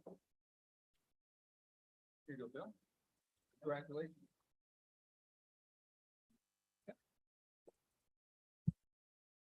Aaron Washington, where are you? I'm glad you dressed for the occasion, Aaron. Fixing the AC. Wife comes first. And we're going to take a group photo here in just a minute. And my friend Sherry Grace. Here you go. Thank you. Okay, guys, let's all do this photo together. Yeah, put recipients up front. Aaron. Right here.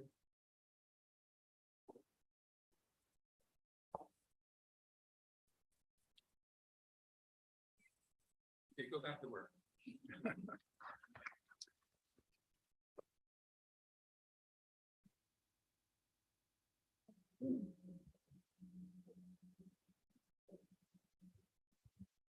Okay, the next item on the agenda is update on homeless issue, August update to be provided at September 20th council meeting. I do have a speaker card on this item. Down to the drain.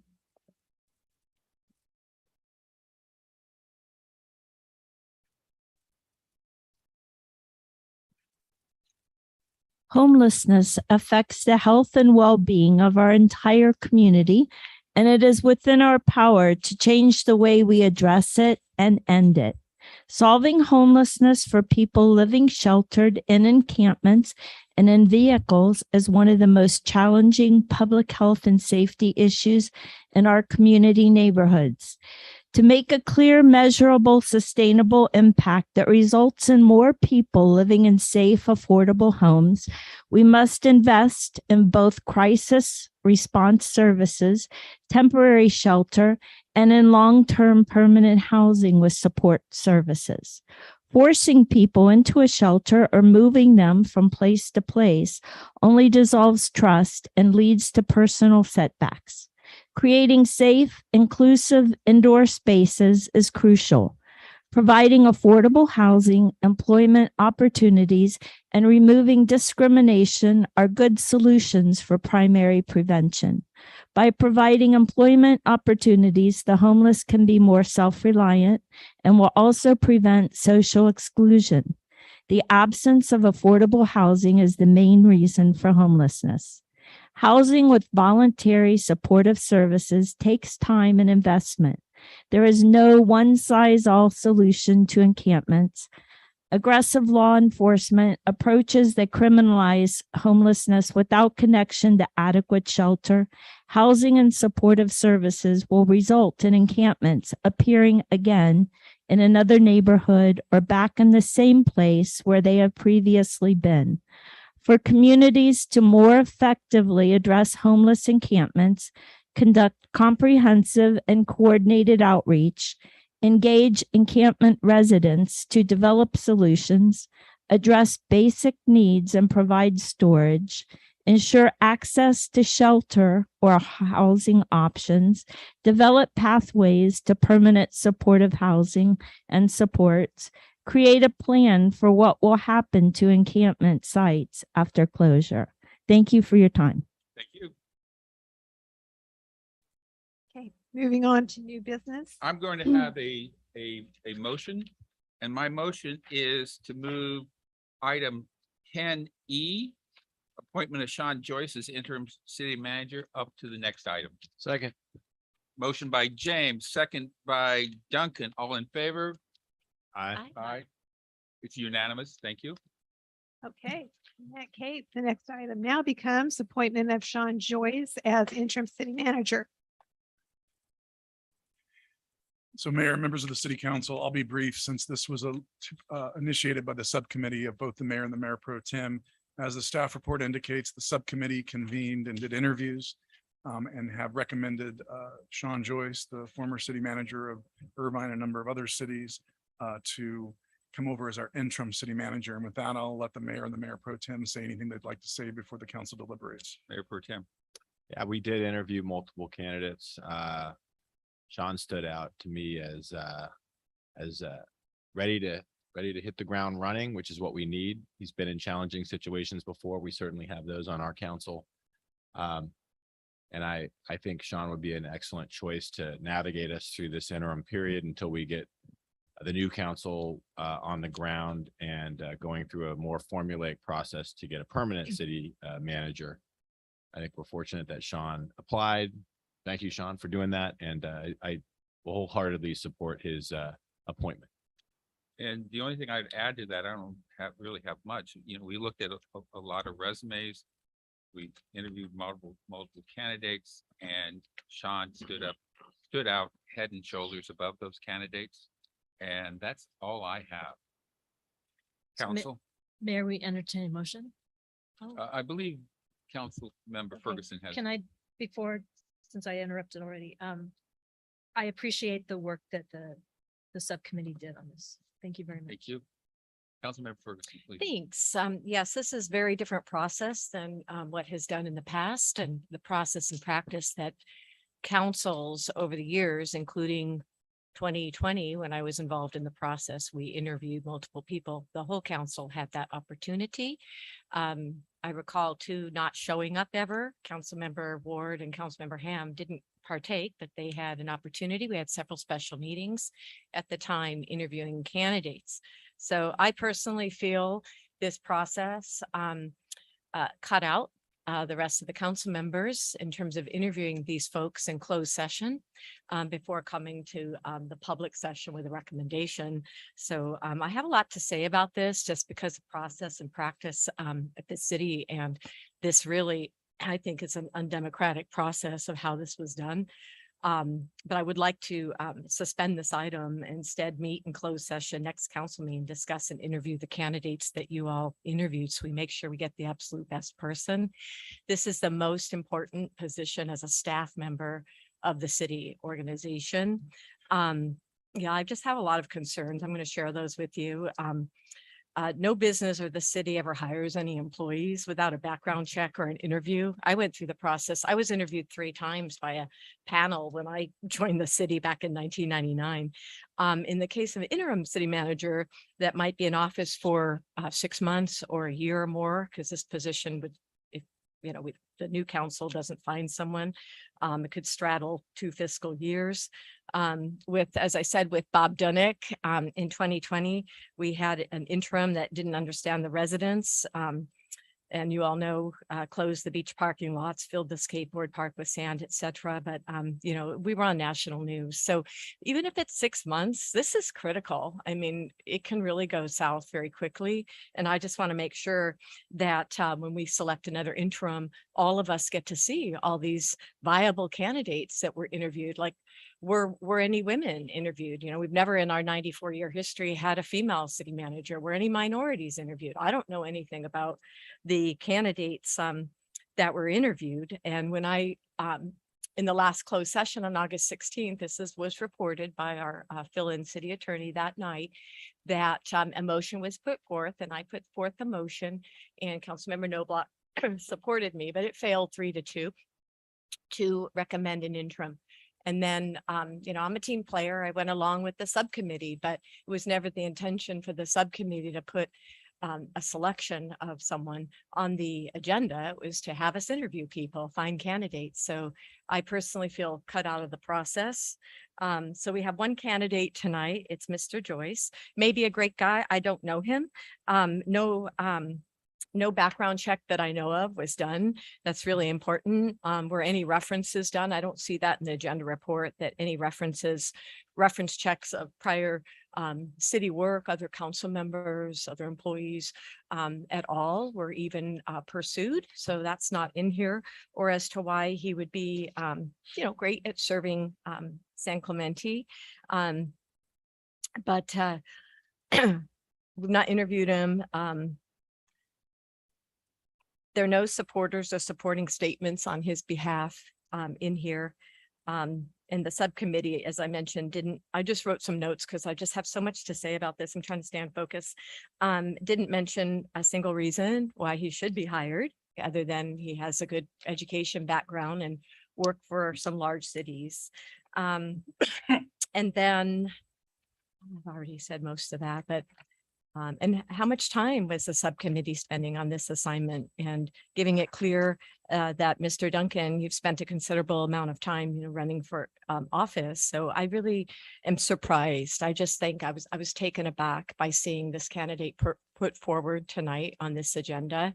That shocked me, without any involvement. And I was elected by the people of San Clemente to have a voice and have a say and find the best candidate. That's just one of my roles. And I didn't get to do that. And then also, we weren't informed in this agenda report why his pay is over $11 per hour, 9% raise compared to his last interim role in Huntington Beach.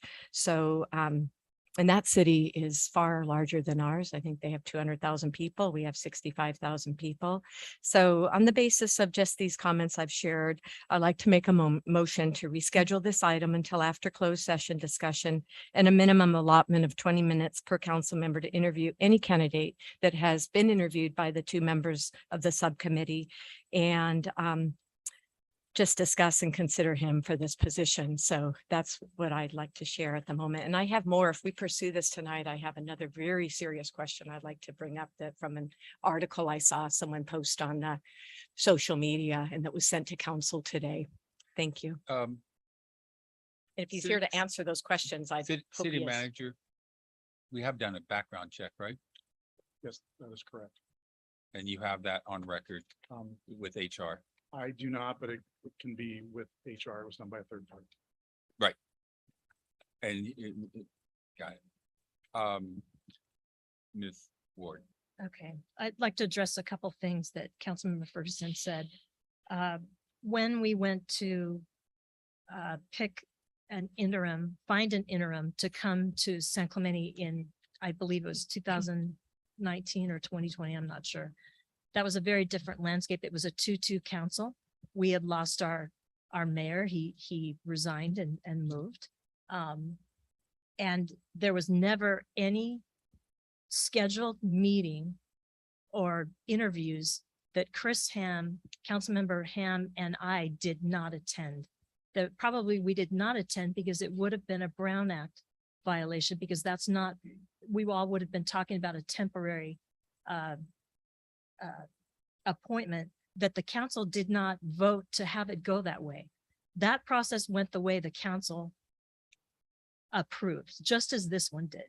And so it's disingenuous to say now that we're going to change all that when the majority of this council voted to do it this way and approve a subcommittee. So I appreciate what you did. And if there's no other comments, I'm ready to make a motion. Well, I think there's a. I have a comment. My comment is that I too was a little surprised to see this item on the agenda. My impression, and we don't have the clerk in our closed session, so it's difficult to get a detail of what actually happened in closed session, although I think that's a good idea and should be implemented in the future. But I expected the subcommittee to identify some candidates and report back. I didn't realize that the subcommittee was going to interview, select, and agendize a recommendation.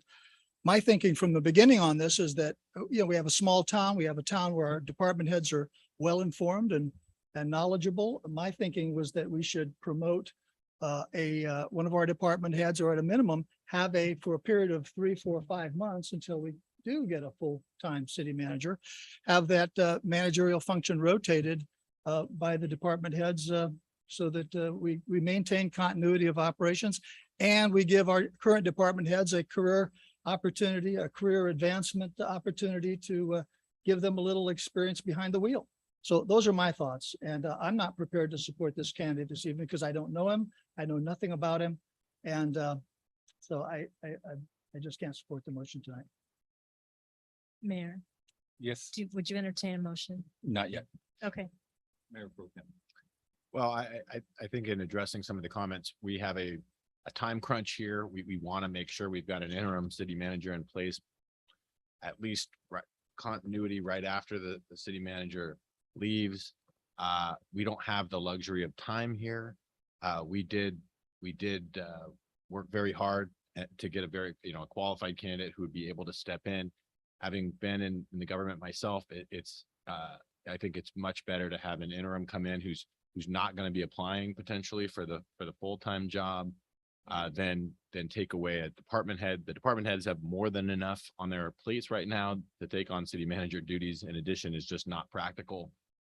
We've got to beef up our staffing, not take our staffing and give them new and additional responsibilities. They're already stretched thin. So I think this is this is the process we had given the circumstances. I think we worked very hard, very quickly to get somebody on board who could work with the city manager, right? And be in place potentially before he even leaves, so he can get that a little bit of counseling there. So I would certainly strongly urge that we move this forward today and do not punt this and leave the city without an interim city manager in place until our next meeting.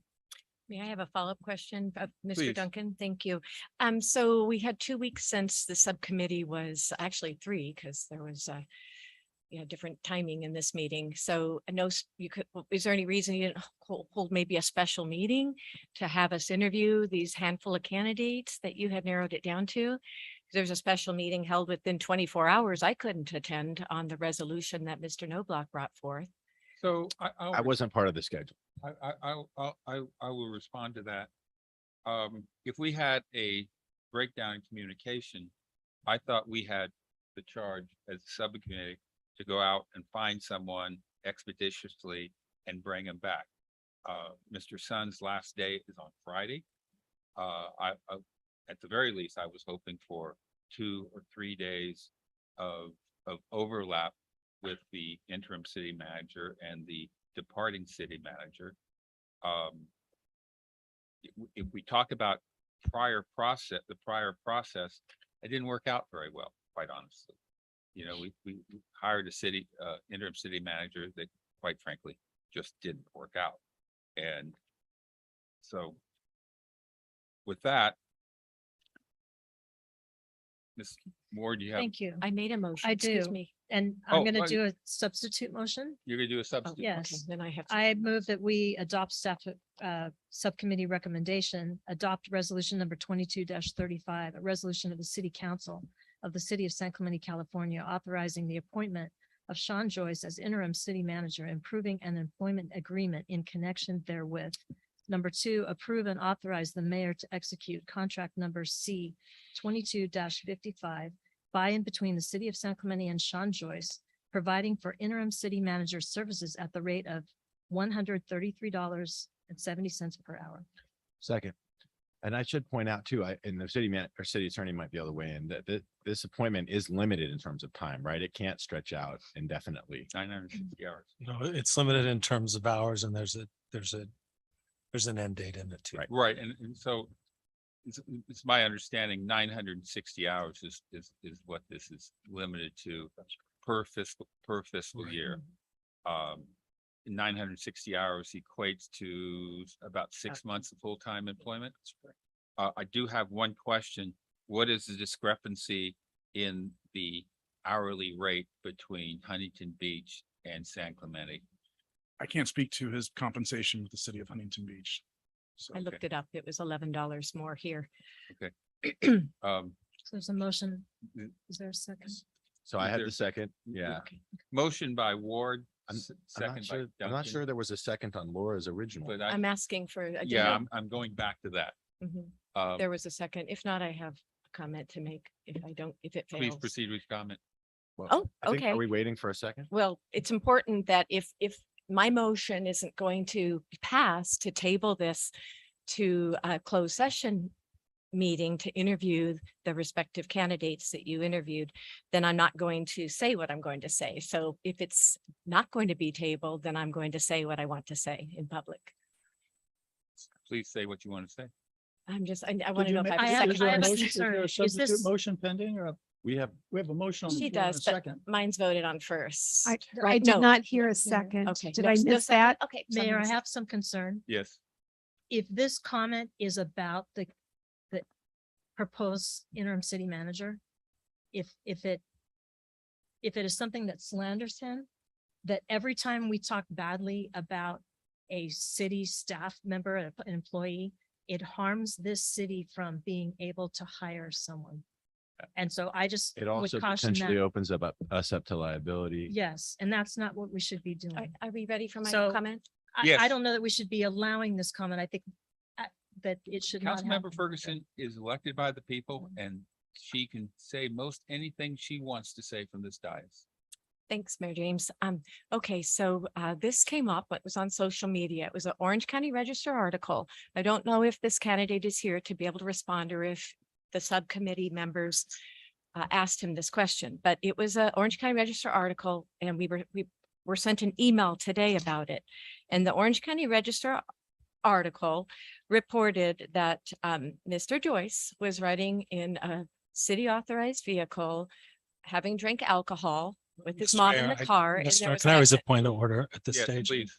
This affects the property rights, the First Amendment rights, and the due process of the candidate. And so I'd suggest that you adjourn to closed session so I can admonish you about the effects of this statement or Motion consider to- a motion to limit debate and then So I'm going to the make a comment would be motion disallowed. to, I want to give Councilmember Ferguson a lot of leeway here. So I'm going to make a motion that we adjourn into closed session. Second. There'd be, can I give you two justifications? The first would be substantial exposure litigation. The second would be to consider appointment of an interim city manager. Those Thank two you. grounds. Thank you. So motion by James, second by Noblock, all in favor? Aye. Aye. Passes unanimously.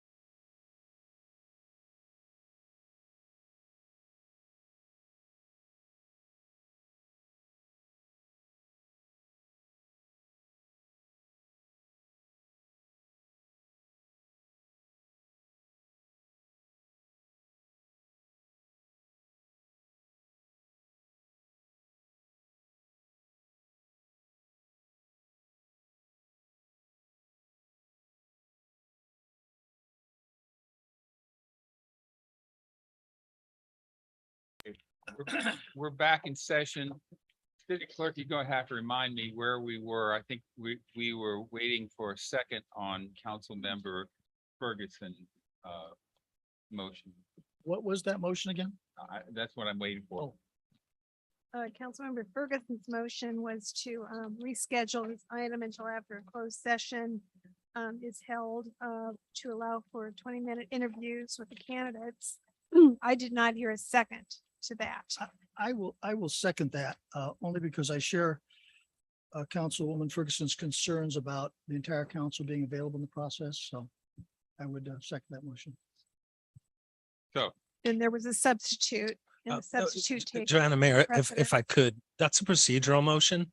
And so it technically wasn't a substitute motion. The motion by Councilmember Ward was on the merits of the recommendation. So I suggest you vote on the procedural motion from Councilmember Ferguson. that's exactly where I was first. going. I'm so sorry. Thank you, City Attorney. Okay. So motion by Ferguson, second by Noblock. Mr. Noblock, Aye. Mayor Pro Tem. This is on the procedural motion? No. Ms. Nay. Ward. I, I'm a no, and so that fails 3-2. So, Ms. Ward, you have a motion. I think I already said the motion and there was a second, was there not, City Clerk? It was motion by Ward, second by Duncan. Duncan. And that motion, restate the motion.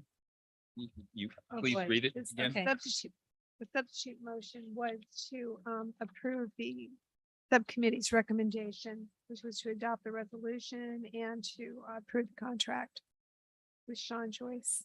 And you read it once, so you don't have to Yes. read it again. Thank So, Mr. Noblock, It looks like this motion is going to pass, so I'm going to vote no, but I'm going to couple that with a comment that my no is based on the procedure that was covered. I think this motion will pass, and I wish Mr. Joyce the best in running our city and congratulate him in advance, but my vote on this is not for those reasons. I respect that. Thank you, sir. Mayor Pro Aye. Tem, Aye. Ms. Ferguson, no, for the same reasons, Councilmember So Noblock, I echo his comments, but no, I don't appreciate the cram down of a candidate tonight, and I'm going to be a no, and I wish him the best, and seems like a very nice gentleman. Thank you very much. thank you. So I'm going to be an aye, so motion passes 3-2 with Noblock and Ferguson voting no. Next item, please. Congratulations, Mr. Joyce. Thank you. Thank you, Welcome to the sir. team.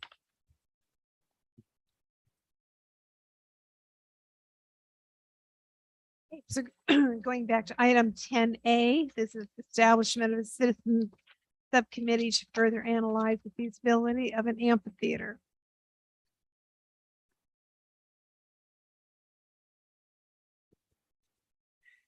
Okay, Great. Mayor and council, the report before you this evening is, again, consideration of establishing a citizen subcommittee to further analyze the feasibility of an amphitheater. At your meeting of August 16th, you directed staff to come up with a plan for appointing a 5-member citizens committee. A couple options before you. You can each provide me with one name, and we can go ahead and fill a citizen subcommittee, or we can advertise to fill the positions and schedule an interview date for those committee members, much like we've done with other city commissions and committees. And then the other thing we need to do is just provide a date if you want to stagger them for 2-year terms or have the committee sunset after a period of, say, 2 years, whatever makes most sense based on the work of this committee. Excuse me, Mayor. Yes, ma'am. I thank you. I just wanted to point out in the motion that I had made, I re-listened to it because I had actually made a recommendation that the city council establish a citizens committee to further analyze the feasibility of an amphitheater that would entail the council, each recommending a member to serve on the committee and then liaison with the list of organizations that staff had presented. So I didn't, in my motion, it didn't have this alternate approach to have the advertisements of positions. So may I ask Ms. Campanolo, did someone direct you to add that in addition to my motion? That was part of the discussion at the meeting was for the city clerk. Well, it's a discussion, but it wasn't my motion. The motion actually passed 4-1. Okay, well, this was an either or recommendation, so you can provide me with. Yeah, each it councilmember's really opinion. wasn't both, but let's see, city attorney, if the council's will is to go a different direction than my motion, would they need to make a different motion tonight to substitute that one or just decide to go either way? Well, what's back is a response to the motion that was made. And if I would suggest that you just you make a motion to do something that you originally intended. I think, as Laura indicated, this is everybody's best estimate about what happened. And if not, then. Okay, well, I listen to my motion. That's fine. Yeah, I'll let it be thanks. the No, I will of the understand. council. So It's fine. I Councilmember just Ferg- want these to be accurate. That's all. Councilmember Ferguson, I'll tell you, I'm going to support your original idea. So. Thank you. Yeah. So I believe you're going to have the support of council on this. Councilmember Ward. And Mayor, if I could, the description is broad enough tonight that all the above Right. could be acted on under the Brown Act. Okay. Mayor, Yes. thank you. So I have a question of counsel, of legal counsel. We have, our committees are established, I believe, by resolution. Is it in our municipal code that what committees we have? Because there are certain ones that are covered that are subject to the Brown Act. And how we do. I remember Mayor Bain and I spent a lot of time changing that, and it was approved by the council. And I'm just questioning how we can do a committee now that isn't already established in our code as a committee. So Joanne, help me out. As I remember it, before the committee reform occurred, as Councilmember Ward indicated with at the time Mayor Bain, there were some of the committees and the commissions that were codified within the municipal code. I'm not sure Wait. all of them were. No, only the standing Correct. committees were codified. So So temporary explain what does committees, standing mean? What is it standing? means they are indefinite in existence. Okay, so one thing that I'm concerned about legally is if we appoint a committee to do this and they want to do it in amphitheater and they're looking at a piece of property, does that property, if it's a city property, not have to go through the process of the Surplus Land Act? The short answer is that yes, they would have to go through the Surplus Land Act. And as I understand it, council can correct me if I'm wrong, this committee was basically tasked or will be tasked with looking for funding to build an amphitheater. And the discussion that council had was kind of taking advantage of the Linda Lane site-specific plan to see if that location would be the feasible location for it. I don't necessarily think you took all the other sites off the map or off the discussion, but that was what council kind of focused on in their original discussion was the Linda Lane as it complemented the recent site-specific plan. Okay, I appreciate hearing that because one of my concerns is if it did involve another property and we had a committee that already did this and they're having discussions with the council, you know, and we don't know who's talking to who, and it's so off what we normally do because it's not through the city doing this committee, does that not cause an issue legally or could call into question that amphitheater because we did it this way? Do you see what I'm saying? There's a lot of discussion and then we offer up a property. Can't a housing provider then say, you guys have been planning this for 5 years and now you're offering it up. You don't really need to do it. This is not in the order how we normally do things like that. So if it's anything other than the Linda Lane property, could that cause a problem in the future legally? Mayor and Council, at the end of the day, everything has to funnel back to the Surplus Land Act process. And so I think you can cover the risk you're talking about by being really clear up front to participants in this process that at the end of the day, the SLA does apply, would be triggered, would need to be satisfied. But I don't think this conversation and that are mutually exclusive. So council, I'd just be concerned that it's clear what we're doing, that it's to look for funding and not planning, where this could go or things like that, because I just It was see a inclusive. problem with that. It was to look at locations I too. think That it was has to be both because noise funding studies. will depend. Yeah, I mean, like where you're going to go, it'll depend on how much money you might need. So. Okay, so I thought that what we said before, what the council said is this is a committee they're working on their own and it's not through the city. Yeah, I think what we're providing here is sort of leadership and direction to get this thing going. If we don't step up, then it may not happen. So we think this would be a worthwhile endeavor. We don't have the resources to staff it ourselves. So we're hoping we can get citizens to do that legwork for us, but we want to get the ball rolling here at council. So my last question is, what would happen if, say, we appoint 5 people and then there's a couple vacancies? We're gonna have to keep doing this, keep appointing people, because this isn't a standard committee where it's set and the city clerk manages it, openings. I don't understand how we're doing this committee. So I, with that, I have some procedural questions. Okay. So this committee will require a quorum, I assume, to meet? I would say yes. If you're appointing 5, you would need 3 in order to hold a meeting. Right. This committee would be subject to Brown Act Correct. And the public noticing and requirements. for public meeting. noticing requirements. As long as we do all those things, I'm good. And each one of us would appoint a member. That's Up to, that's determined by the that's gonna council. be this vote right now. I'm going to be good with that. Okay, so administratively, how are we going to appoint that member at some other point in time? Do we cut, are we gonna come to the city clerk and say, John Paul Jones is my candidate, is my appointee? That was mine. You can just notify me. We can set a date. Say 2 weeks from now, you can notify me of your name. Chris, I'm fearful you'd use Samuel Gompers, but that's another. Oh, geez. So are we prepared to make a motion?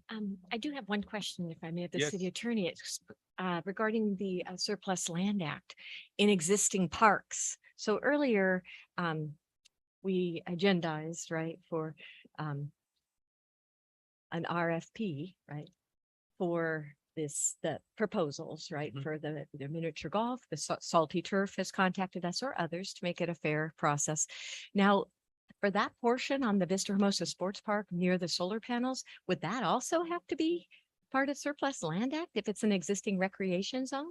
Well, it depends on where this lands. If Oh. it's a city project paid for with city funds pursuant to a Parks Master Plan, Okay. then there's an exemption That from would the be the Surplus Land exemption Act. at But VH Park. if it's Okay. for profit, a Okay. public-private partnership, that might change. Okay. And Okay, I just want to be clear on that. Yeah. All right, thank you. Good question. Okay. Are we prepared to make a motion Well, on this? I'd like Oh. discussion about the 2 options and I see what Laura's saying in terms of, I remember there being a discussion or, a proposal to have appointments. I also remember there being a discussion about having it be a standard process of interviewing people. While I like the idea of appointments, I see the problems there because now you have elections, you're going to have 2 council members who just appointed somebody not there. So then did the new council members get to appoint new people and now you've got rotated We people? only gonna have 2 new council members. Well, Mayor we'll Pro Tem. see. But, I feel like the process of going through the interviews like we normally do is probably a more stable and robust process to ensure we have a group of 5 there that are cohesive and can be operating for this 2 years perhaps. So that I would probably want to go in that direction. That would mean that it would take a majority to they'd have to get 3 votes at least to get on. Yeah. Yeah. It's not a bad idea. And then you have people, that volunteer that really want to be on it and not just. I'm not gonna die on that hill, but I kind of like the prospect of each one of us appointing a member. And if as our term expires, that committee member term expires and there'll be a new appointment. That's That like means the it's county, political. that's like the county makes it, the appoints planning commission, parks commission, all their commissions are that way. But if you ask someone to come on, it should be for the, at least a year term, because otherwise, if we do that, that's a political appointment. I'm not gonna be, I can't vote for that. Making something political. But we can put it to a vote. Councilmember Ferguson, you have a motion, please. Oh, yes. I do. I'd like to make a motion to determine or to have each council member provide a recommended candidate to the legislative administrator to create the newly formed Amphitheater Citizens Committee. To recommend or to appoint? That Oh, I was just reading how it was written here. So provide a recommended candidate. So to provide thank you for noticing that. Shouldn't say recommended, right? Determined to have each council member. Provide a candidate. Yeah, a candidate. Thank you, Mayor James. A candidate to the legislative administrator to create the newly formed Amphitheater Citizens Committee. I'll second the motion. Motion by Ferguson, second by No Block. All in favor? Aye. Aye.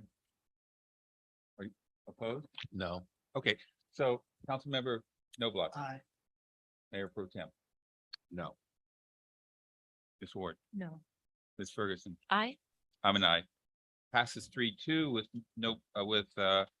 Mayor Pro Tem and Councilmember Ward opposed. Do we want to set the terms or have it sunset after 2 years as a staff recommendation?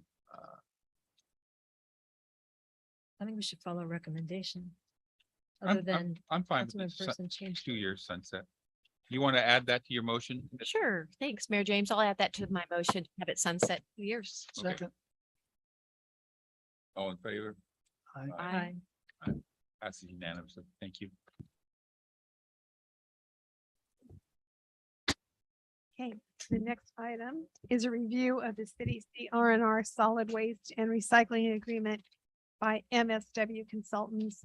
And Dean Ruffridge is here. He said he does not necessarily need to speak, but he is available if you have questions.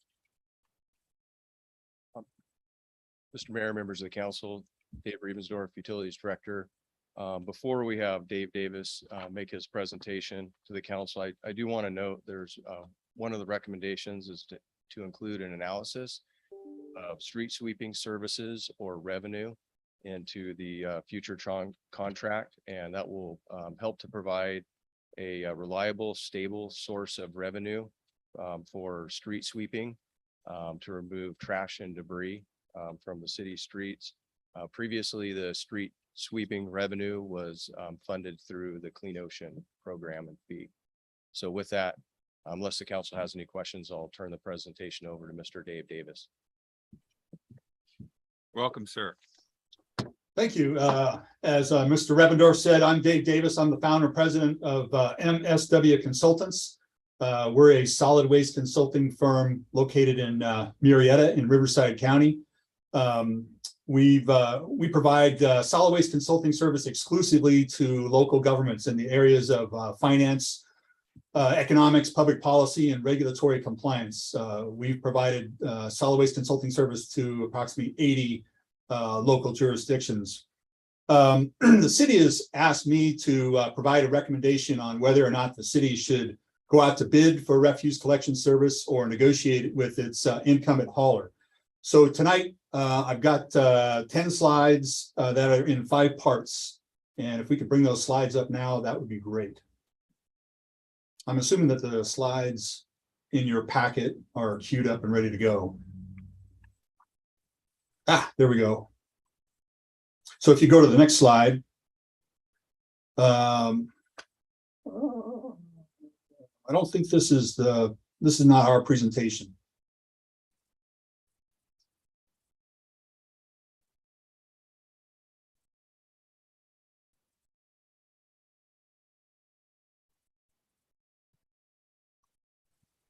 Well, while they're queuing that up, I can kind of tell you what it's going to say. I got about 10 slides. Mr. Davis. Yes, sir. Told by IT, that's the only presentation they have. Well, you know what? I just happen to have a spare right here. And if you allow me to share my screen, I Sure. might be able to use an earlier version here. Yes, you can share screen. That's gonna work.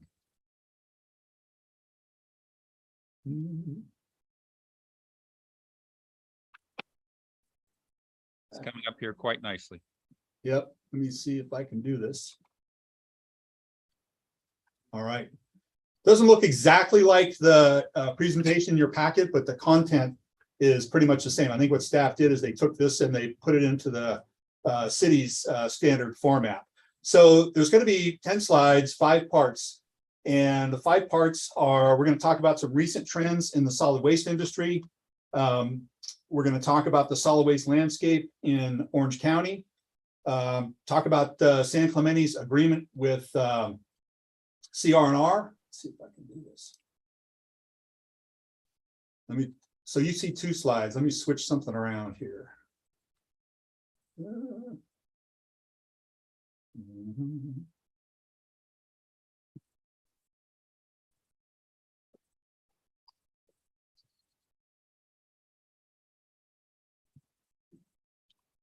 you see a full screen with a slide? 1 slide?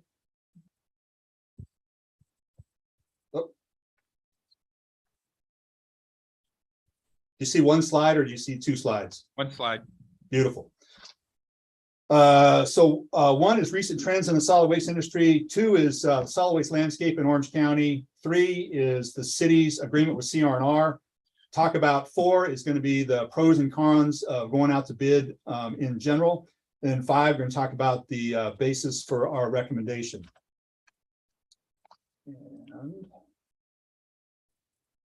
Okay, so as far as trends in the industry, we're kind of in the perfect storm in the solid waste industry in California as far as things that are causing rates to increase. You've probably heard about SB 1383. The main things about SB 1383 that are causing costs to increase is the fact that all commercial customers are going to be required to recycle their organics. And organics is not just the green container. Organics is also cardboard and paper fibers, which are organic, and those need to be recycled as well. So this is causing hauling companies all up and down the state to buy more trucks, more containers, so that they can collect more material and process more material. So right now, there's barely enough space to handle all the organic material that's going to be collected. So companies have had to spend a significant amount of money on providing facilities to handle this organics. The other thing that's happening is we're still experiencing the effects of the China sword, where China stopped taking recyclables and it caused the market value, the worldwide market value for recyclables to decrease, and haulers use those revenues to offset their operating costs. The other thing is about in the last 2 or 3 years, been a shortage of refuse collection drivers. It's very difficult for haulers recently to recruit and retain qualified drivers. And then also, we've also been hearing about supply shortages, the cost of material. One of the standard things in a refuse collection business is a 3-yard bin. 2 years ago, a 3-yard bin would cost $500. Now they cost $900 just because of industry trends and the cost of steel. Also the cost of fuel and inflation. And then, so that's kind of creating the perfect storm. And then as far as the solid waste landscape in Orange County, I want to just talk about, you know, the haulers and where their yards are. There's mainly 3 haulers in Orange County: Republic Services in the dark blue, CR&R in the light blue, and WM in the green. And Republic's yard, where their trucks come out of, is up in Anaheim, near the 57 and the 91 freeways. And then WM, their yard is located in Irvine near Barranca and Jamboree on a street called Construction Circle. Now CR&R, their main office is in Stanton, but they've got a yard out on the Ortega Highway where they service their cities in South County. And then that yard is, they're going to relocate that yard to a site near the Prima de Checa landfill, which is Avenida La Paz, near the Ortega Highway. And actually, it's about 5 miles from City Hall. And then some recent happenings in the solid waste landscape is that there's a couple cities that are in the process of going out to bid. Laguna Beach recently released an RFP. They have waste management. And then the cities of Laguna Niguel and Lake Forest have joined together, and they're in the process of putting an RFP out. So those are going to be on the street in the next year or so. And then also kind of a big change in Orange County is that the city of Santa Ana had WM for several years. It just recently switched over to Republic. And then as far as the rates in the landscape, this is the rates for residential single family service. And what this shows is the total distance of the bar, the total height of the bar is the amount of money that the ratepayer pays on a monthly basis. And then the light blue portion up above is the portion that's taken out by the city. So different cities have different franchise fees. So the darker part in the bottom of the bar represents what the hauler keeps.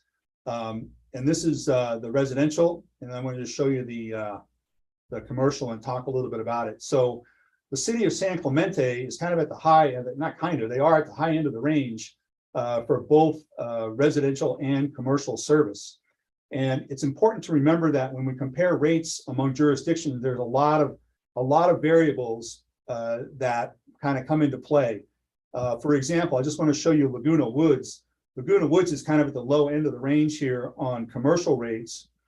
And they're also at the very low end of the range on residential rates. But if you think about the city of Laguna Woods, you know, it's a retirement community, and, you know, like a widow with a couple of cats is going to generate a lot less trash than a family of 5 with high schoolers. So there's a lot of differences in the cities, just the, you know, the distance to the landfill and other factors that are in their contract that'll also cause rates to differ from jurisdiction to jurisdiction. But in any event, the city of San Clemente is at the high end of the range for both commercial and residential service. So that was the landscape. So now I'm going to talk about part 3 is the city's agreement with CR&R. So the agreement was first negotiated in 2010, and the term was going to be for 11.5 years. And the term would have expired June 30th of 2022. But it also had a provision where starting in July 1st of 2020, 1 year was going to get added to the contract. So when July 1st of 2020 came around, it got extended to June 30th of 2023. And then on July 1st of 2021, it was extended to June 30th of 2024. And that's where we sit today.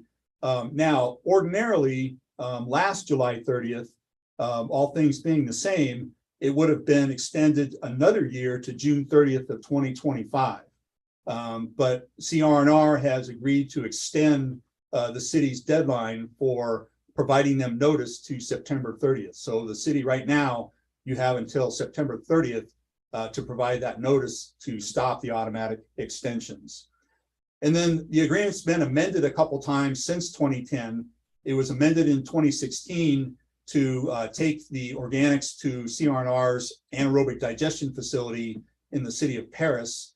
And then it was again amended again in 2021 to add all the features, most all the features for SB 1383. So as a result of this amendment that was done in 2021, your current agreement has pretty much all the services that you need. There may be a couple of gaps here, possibly the providing food waste collection service to multifamily customers and maybe some other minor things. But in the main, it includes most all the services that you need to comply with SB 1383.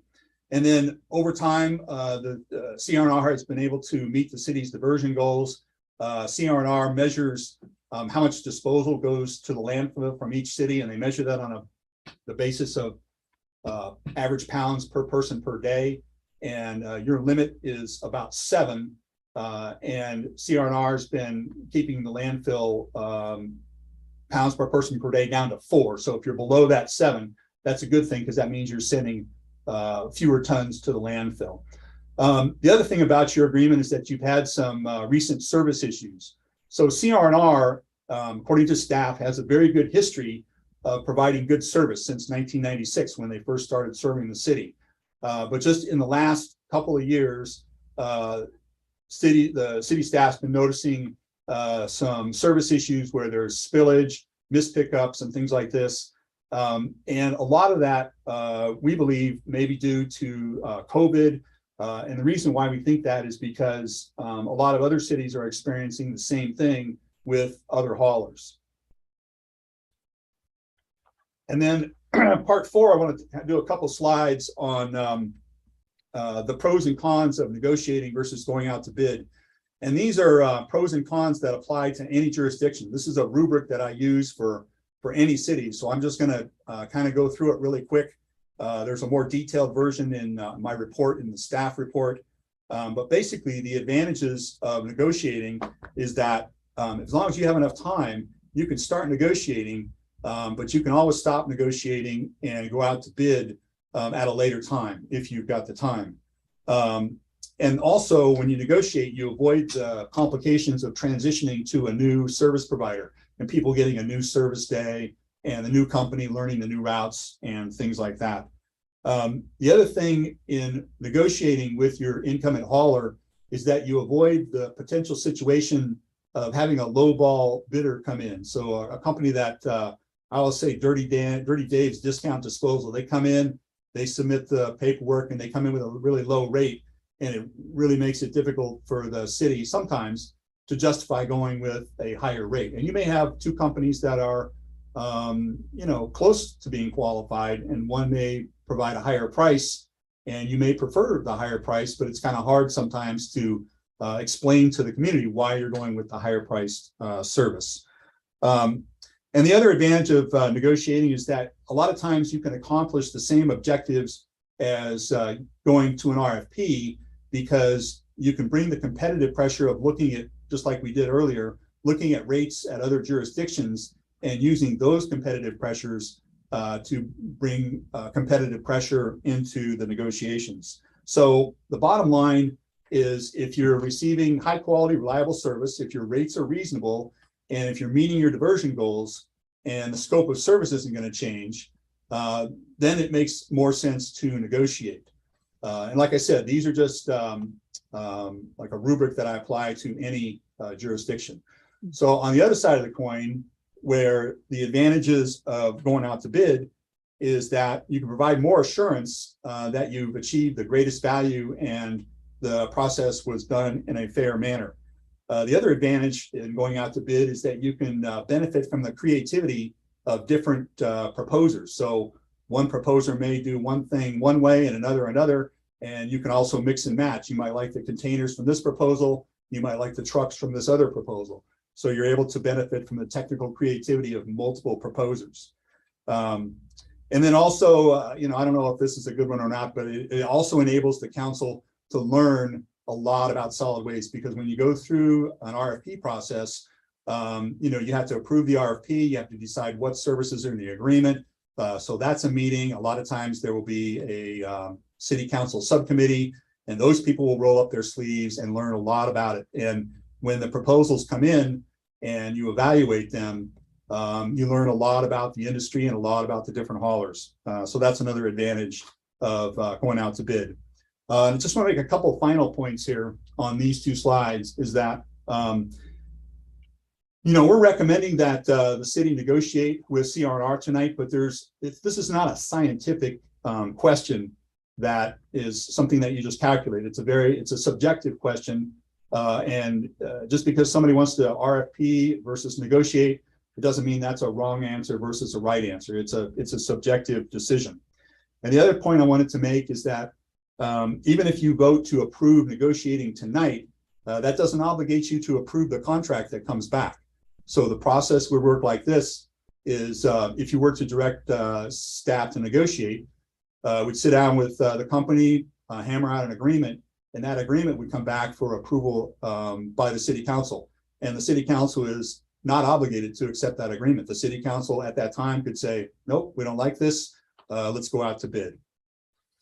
So finally, just the reasons why we are recommending that we go out to bid is that negotiating a 4-month negotiating period. So this slide says 6 months. This was prepared a couple of months ago, but in the staff report and what we're recommending tonight is that you direct staff to negotiate with CR&R for a period of 4 months. And the reason for that is because after 4 months, if you don't like the agreement, or if we can't come to terms with CR&R, then you still have plenty of time to go out to bid. And then just other reasons that CR&R is meeting their diversion goals, and you may be able to bring the rates that are in other jurisdictions to bear on your discussions with CR&R. The other thing is you really don't need to make too many significant changes to your current agreement because it's pretty close to the way that it is. And then as far as the recommendation to provide CR&R with the notice to terminate the automatic renewal, we're recommending this because by setting a firm contract termination date, which would be June 30th of 2024, that creates a certain amount of urgency and it causes the parties to negotiate earnestly. And another reason why we're recommending what we are is we feel that the city has kind of limited negotiating leverage now, right? Because the other haulers that would be competing with CR&R, their yards are farther away than CR&R. So we feel like CR&R has a little bit of a competitive advantage because their yard is going to be so close. And we also feel that the market may change over the next couple of years that may not benefit the city. So if you were to start going out to bid now and you started getting, proposals like in the middle of next year, things might change by that time where the city might have less negotiating leverage than it does in this 4 months here. This is just a projection by us, but we base that based on just our observations in the industry. We think that it's possible that WM may exit the market in South County. They had 8 contracts, 20 years ago. Now they've got 3. And then also you have these other cities that are going out to bid, Laguna Beach and Laguna Niguel and Lake Forest. So we think that over the next 12 to 24 months, the city's negotiating leverage will diminish and the city would be better off by more immediately trying to negotiate an agreement with CR&R. And then if the city's not able to come to terms, then the city still has plenty of time to go out to bid. So with that, I'd be happy to answer any questions, and I'm glad I had my spare PowerPoint there. So, Council members. Councilmember Ferguson. Thanks. Just one question. On the slide, it said the city is not meeting its diversion goals. Now, is this an issue with education outreach by CR&R, or is it something internally here at the city? No, the city of San Clemente is meeting its diversion goals. Oh, so its goal is to. It's the slide. It's not. Let me grab. Or maybe that was. It's if, right? So that is a generic. So that's if. Let's see. Okay, I misread that. So that's fine if we are meeting its goals. You are meeting your diversion goals. So it's more appropriate to negotiate with a company that is meeting its diversion goals. Okay. And that's the case with CR&R. Okay, I'm really glad to hear we're still doing that here. And then there's an opportunity, if I read this correctly with our options, to negotiate for 4 months, right? To come up perhaps some better pricing because we are at the top tier of pricing for our residents. And then you're saying that timing wise, it still puts us in a good position. Say if we can't come to a good negotiating agreement on the pricing within 4 months to do an RFP, is that correct? Yeah, it is. So it typically takes about 18 months. So your pivot point would be January, where you would kind of make the decision. You would either approve the negotiated agreement, and if you didn't approve the negotiated agreement, then you would direct staff to issue an RFP. Okay, thank you. Thank you. All right. You're welcome. Any other council?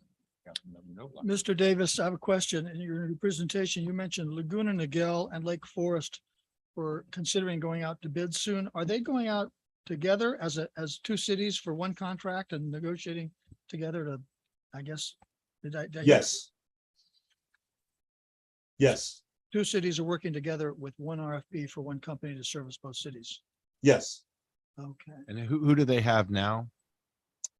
Those- I believe they have CR&R is the incumbent in both of those cities. That's a great question. What is their mechanism? What is their procedure? They have one council member, two council members from each city working that, or how's that working? Don't know exactly, but I'm speculating that they have some kind of MOU between the two cities. Some kind of governance document that enables them to do that. City manager, would you explore that for us, please? Absolutely. Thank you. In the next 3 days, Eric, we wouldn't. Absolutely. I already assumed that when you give me those instructions. Yeah, thank you. You're welcome. Any other questions from Mr. Davis? Yes. Councilman. Mr. Davis, I thought you said just now in your presentation that you should negotiate for a period not to exceed 6 months. When we started this process back in June, that was my recommendation, and that was the recommendation in my report. So if you read my report, it'll say 6 months. But now here we are in September, so we're changing our recommendation. Okay. Noted that. I just wanted to clarify that because I have written it down. Let's see, I understand that street sweeping staff is recommending that, so I understand that.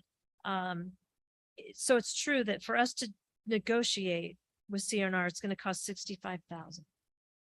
It's going to cost 40,000. So the city paid me 25,000 to prepare this report. Okay. So I did the city went out to bid, and I was selected through that process. And my proposal to help the city negotiate was for a not to exceed amount of 40,000. All right, thank you very much for answering that. My one concern that I will tell you when you're negotiating, if that's what we vote to do, is that we have an agreement currently with CR&R that they keep all of their trucks in a good working order, good maintenance. Mm-hmm. And what we see on our city streets is leaking of oil, which is not good for a city, a beach city, that we have to meet clean ocean requirements. And all those streets, you know, a lot of them lead to the ocean. So I was wondering if that could be part of what you look at when we're negotiating that, because we've said it for the last few years, every time we do an extension to their contract, but it hasn't happened that I've been able to see. What we've done in other cities is we've required the hauler, including CR&R, and they've agreed to this in other cities, is to only operate trucks that are younger than a certain age, like say 10 years. So there's no 11, 12, 15-year-old trucks in your city, only trucks that are 10 years and younger. And we can also, I think we've done average age, right? So it's not all just, you know, the entire fleet is 9 years old, right? We've said, hey, we want the average age to be like 6, you know, something like that. So you're always having new trucks in the city, newer.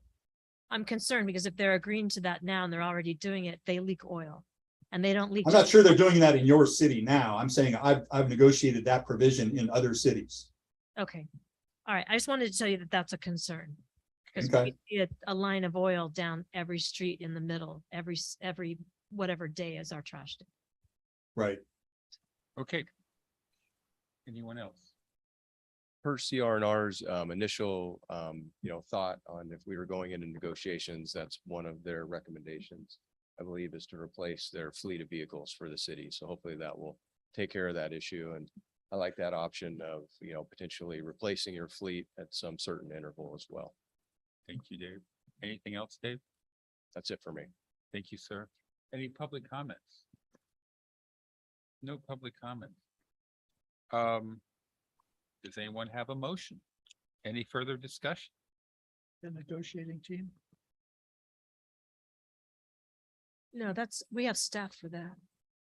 You know, to. Are you saying For should we have council- should we have a for council subcommittee? member on that, or just having the staff negotiate? That's why we have That's staff. a question.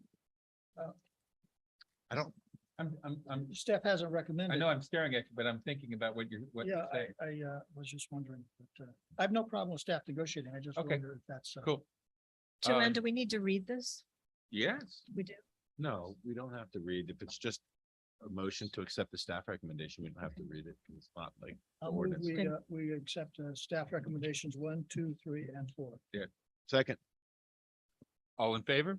Aye. Aye. Motion by No Block, second by Mayor Pro Tem Duncan.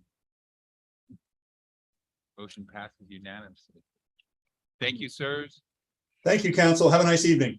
You too. Thank you, Mr. Davis. Good report, Mr. Davis. Good recovery too. Thank you so much. Next item is approval of long-term wastewater services agreement with Santa Margarita Water District. And I do have a speaker card. Mr. Mayor, City Attorney, here, before you start this, I wanted to disclose that our firm represents both the city and Santa Margarita Water District. At the outset of this negotiation, the two governing bodies opted to have staff negotiate the finer points, and then both clients approved waivers to allow us to write up the agreement that staff reached. So I'm going to recuse myself pursuant to those waivers and let Megan Garibaldi step in to answer the questions. This was approved at the city manager level? No, at the city council level, but a few years ago. Yeah. We did that. Okay, fine. Mr. Riebensdorf, you're on.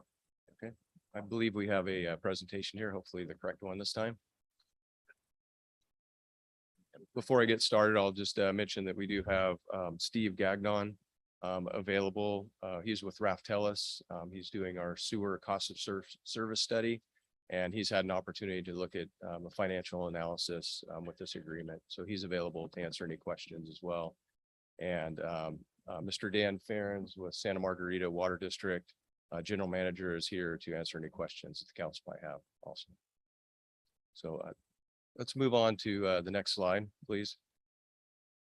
So a little bit of background. Santa Margarita approached the city a few years before 2017, but formally in 2017. They were having some challenges at their Chiquita wastewater plant with odors, and also they had a couple failures of their force main going from Talega to Chiquita. And so rather than replacing and upgrading some of their assets, knowing that the Dave, city, you're gonna have to stop and explain to me what a force main is. a force main conveys pumps, or it conveys untreated wastewater from one location to another. And so rather than gravity, force main means that it's being pumped by a pump station. The rest of them pretended like they knew what you were saying. I asked Thank the you for question. asking the question. Go ahead. I get stuck in my engineering mind I got sometimes, it. so I appreciate it. So rather than build infrastructure, Santa Margarita looked to the city to take some of its wastewater, since they knew we had excess capacity. So what's before the council tonight is a long-term agreement for 30 years. And it will go retroactive to July 1 of 2020, so we can have an entire fiscal year, since much of it's based on actual costs within a fiscal year. And there's three primary components: wastewater treatment, recycle water, and storage in the regional Trampus recycle water reservoir and PICO recycle water pump station. Next slide, please. So some benefits for the city. This is a potential revenue source for the city for its stranded assets in both our water reclamation plant and within our recycle water system. It's also an opportunity to cost share on a regional project to improve water quality. The city is currently not meeting its permit limits for recycle water. And then it also provides an opportunity for the city to obtain seasonal storage in Trampus Reservoir. The city would buy 100 acre feet, and Santa Margarita would provide 100 acre feet in Trampus Reservoir. So we'll have 200 acre feet where the city can store recycle water. And we can use that water during plant outages or in peak demand. So instead of importing water from Met during those situations, we can bring water in from Trampus Reservoir. Next slide, please. So under the wastewater component, Santa Margarita is currently sending from its Talega service area 650,000 gallons a day. The city's plant has a capacity of 7 million gallons a day. And our current wastewater flows are at 3.6 million gallons a day. So we certainly have excess liquid capacity in our plant. When I first started with the city nearly 20 years ago or so, our plant flows were almost 5 million gallons a day. So, and we've had plenty of expansion during that time within the city as far as development has occurred. And so through indoor water conservation from our customers and then replacement of low flow devices within households has helped to reduce our sewer flows, not only here in the city, but throughout the state. Next slide, please. So some of the agreement components, what's being proposed is a contract rate that has a fixed and variable component for operation and maintenance based on varying capacities. There's an administration component, and a capital component for all of the facilities that Santa Margarita's wastewater flows through in the city. The estimated revenue in fiscal year 2023 is 801,000. Santa Margarita Water District would be billed on a quarterly basis, and then there would be a true up at the end of the fiscal year. And then for capital at the wastewater treatment plant, the true up would be on a 5-year basis. Since many capital projects take more than 1 year, it just made more sense and easier on staff to true up at a 5-year time frame. Next slide, please. So under the recycle water component, the city has the ability to produce about 3,360 acre feet per year. Our city customers are using a little under 1,200 acre feet per year currently. While the city is looking at updating its recycle water master plan and potentially adding another 200 to 300 acre feet, we do have excess capacity. So the beauty of this agreement is the city would have the ability to move water through our PICO pipeline from the treatment plant to Santa Margarita's PICO recycle water pump station, and then to Trampas Reservoir, where the city would be able to utilize that water, and Santa Margarita would also be able to store any excess recycle water our customers don't use. So during non-peak periods in the winter, spring and fall, Santa Margarita can use all the available recycle water that the city has. They certainly have a need for it and an interest for the water, and that'll help them to offset imported water from Metropolitan Water District within their own system. One of the biggest challenges that we're facing is the water quality with this agreement. So the city's TDS is 1,350 parts per million. Our permit limit is 1,200 parts per million. And so since we're a coastal city, that's typical. We're not the only coastal city that's having that challenge. And fortunately, the regional board are not holding our feet to the fire at this point for our permit. Next slide, please. But this agreement produces an opportunity for the city to cost share in a regional facility to improve our recycled water quality by building a microfiltration and reverse osmosis system, where we'll take about 1.2 million gallons a day, lower the TDS, and then blend it with a higher TDS water to reduce TDS or salts below 800 parts per million. The estimated cost of the project is about $10.5 million. And in the agreement, we have 18 months. The city has 18 months to award a construction contract. At the end of that 18 months, or once before we award the contract, we'll have an opportunity to make a determination if the project is a go or no go, depending upon the cost of construction.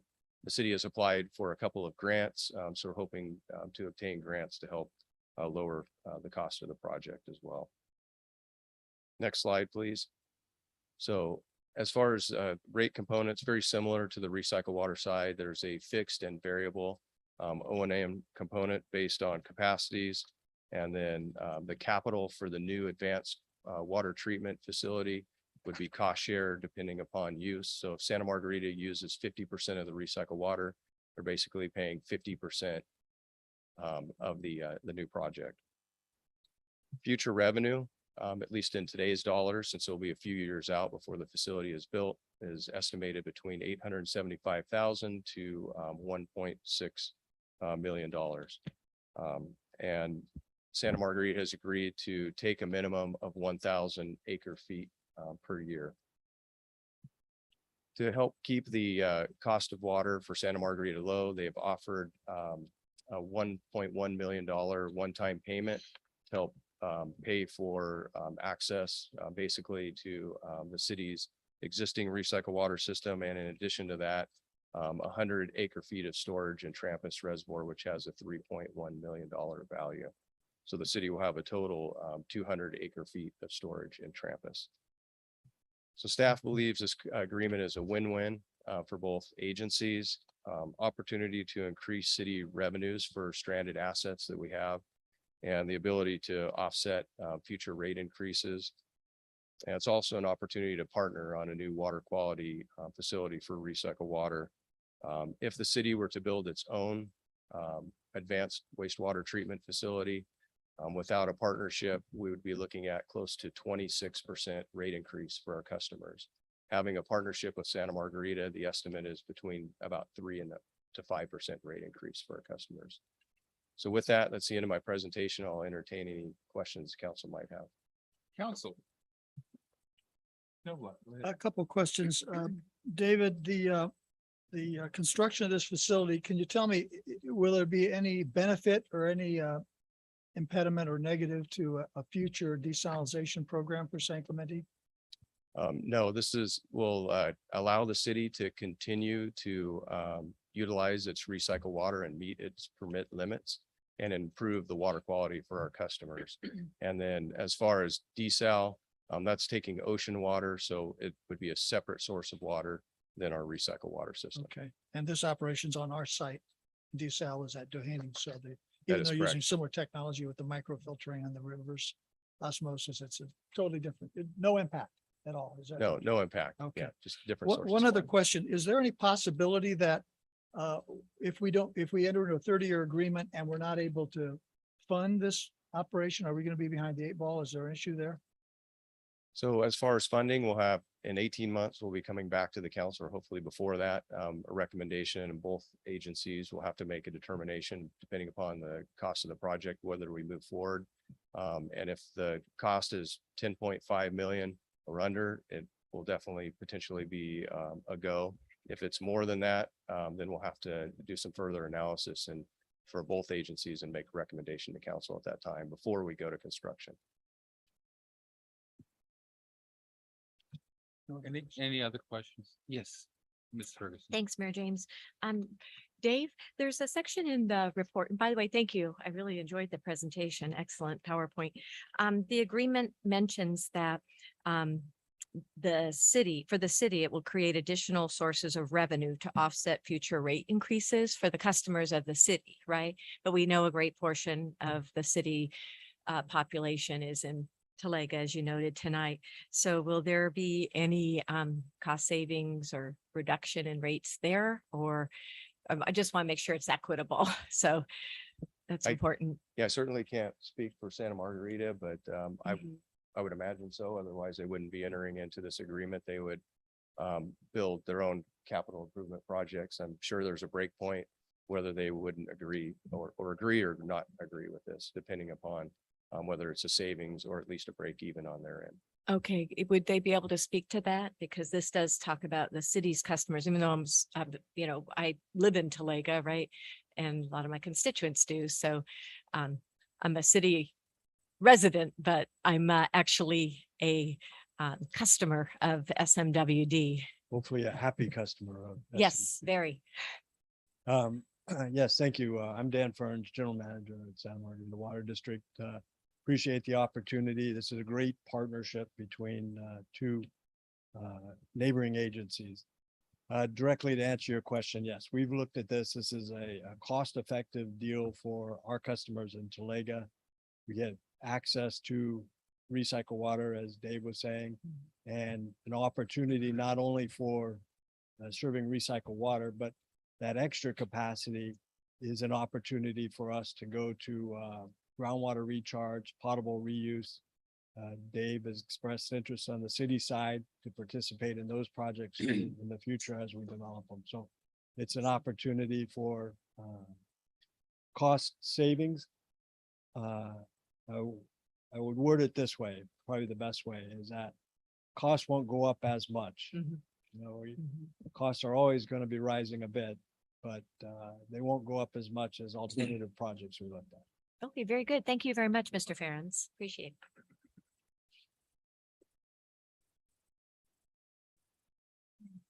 Yes, I have please. one question. Mr. Rebensdorf, the costs for the advanced treatment facility, is that limited to water funds or does it come out of the general fund? No, that it's going to come out of enterprise funds. And so a potential portion would be loans as well. And so that will all be paid for through the enterprise fund. Thank you. And we'll be coming back at the end of that 18 months with the full financial analysis and how the project will be funded. So I'm gonna have a question that's a bit of a hand grenade. You know, you read the grand jury report on water districts and the recommendation the grand jury had, which I found to be fascinating. I look at what San Juan Capistrano did with Santa Margarita Water District. What do you think? I mean, I'm looking at this long-term project and I'm just wondering if we're looking at the wrong thing, that maybe we shouldn't be looking at talking to Santa Margarita Water District about going with them instead of a municipal waterworks. Your thoughts? I don't mean to. Certainly putting me on the spot. I here. know I am. So Make the call, Dave. to say the least, I think of what I would do is just speak to that there's a process for that. And obviously that would be a council decision. But there's a whole process with LAVCO that would have to be undertaken. And I know some of the challenges with San Juan, you know, they dealt with a lawsuit and they had failing infrastructure without reserves. And the city is certainly not in that position. We've been fortunate for our council to raise rates over the years, and we do have reserves to pay for, you know, replacement of our assets. And I know San Juan didn't have that when they looked out for an alternate agency to run their organization. So I'll just leave it at that. But Yeah, I ultimately a know, council you know, decision. from my perspective, it would be interesting to go down that road and reduce our head count in the city. I don't know, it's city manager, it's council, it's something we probably should look at some point in time. I think that Particularly, you know, after reading the grand jury report, which talked about all the different water entities in the county, might be something we want to look at.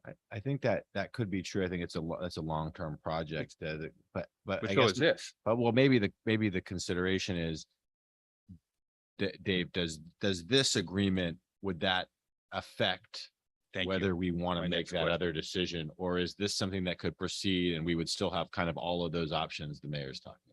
Yeah, they can proceed and work on two separate paths. Okay. certainly. Okay. So, that was thank you, that was my Like next that. question. If I may, Yes, ma'am. Mayor, I like that proposal to look at this and just have some education on it, but may I suggest we have staff just obtain the documents from the city of San Juan, so we kind of get an overview. So instead of most recent city to go through this process, see how it's done. It's And just- of course, San Juan was in a significant Mhm. different financial Yeah, condition than we are. right, but the if process that's a won't motion, change. I will give you a second on that. I think it's worthwhile to look at. Mhm.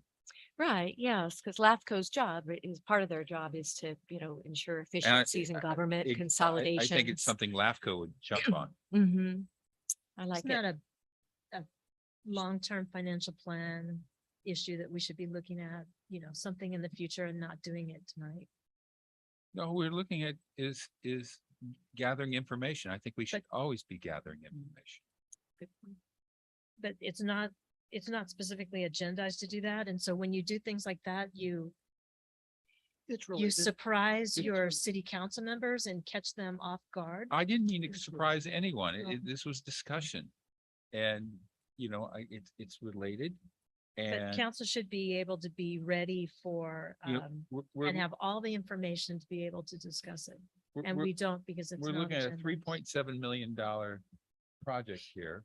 And I, you know, when there might, you know, I But- don't want it to interfere with something we might want to do in the future. But this is a project that we should be doing. For one, we've been partnering with Santa Margarita, but also we aren't meeting our water quality. I got it. So All I want to do is look at it. Just have staff come back and give us some information. What is wrong with learning? it's not, it's just at the time that we're at, you are proposing so many things tonight, getting rid of our water agency when we control I didn't propose the that. water. In effect, that's what you're doing. As a council member, we go to the completely to the end of what you're proposing. You know, you got to leave something left for the city. And you're proposing a lot of things tonight to just One thing change doesn't it. have anything to do with the other. It I mean, does. okay, so actually. there's a Timing motion and a is very second, I close. believe. There's a motion and a second. I'm going to call for the vote. This is. What is the vote for? Councilmember Ferguson, Okay, You- for the city council to look into the process of having the water department annexed, I would call it annexed by an existing water district, but looking just educational, Just right? educational. Looking into the process of doing that and perhaps seeking the documents from the city of San Juan as the most recent one to go through that process. second. Thank you. All in favor? No, I think this is something that probably should go through the long-term financial process analysis if it's something that we look at. So Councilmember, Aye, we can direct it to that at the proper time. Councilmember, Yes. no. I'd like to hear what the city manager is trying to say before I give my vote. So just to manage expectations, what you're asking for is to kind of bring back what San Juan went through, which is easy to provide to Yeah, the council. That's all we want. And then I think, you know, thereafter, if the council wants to give direction to the city staff to integrate it into the long-term financial plan and do a critical paper on it, then we can then segue into the LTFP for that if that's direction by the council. So a white paper. A white So- paper. No, this, I'm an aye. no. I passes 3-2 with Duncan and Ward. No. Okay, so now,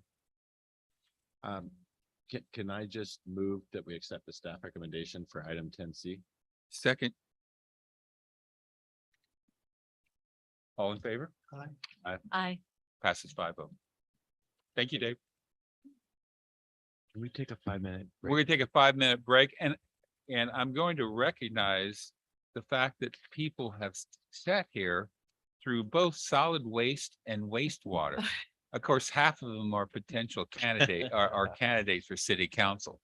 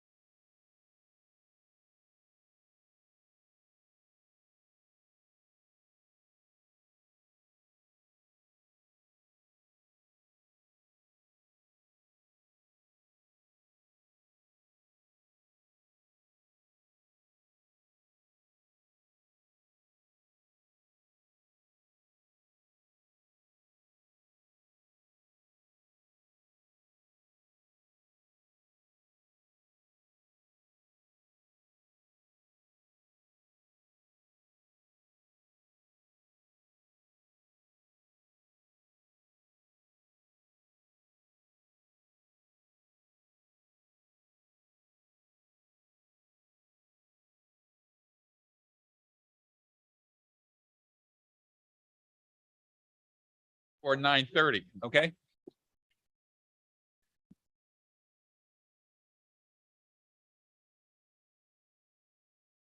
Okay, we ready? Good. All right, we're back in session.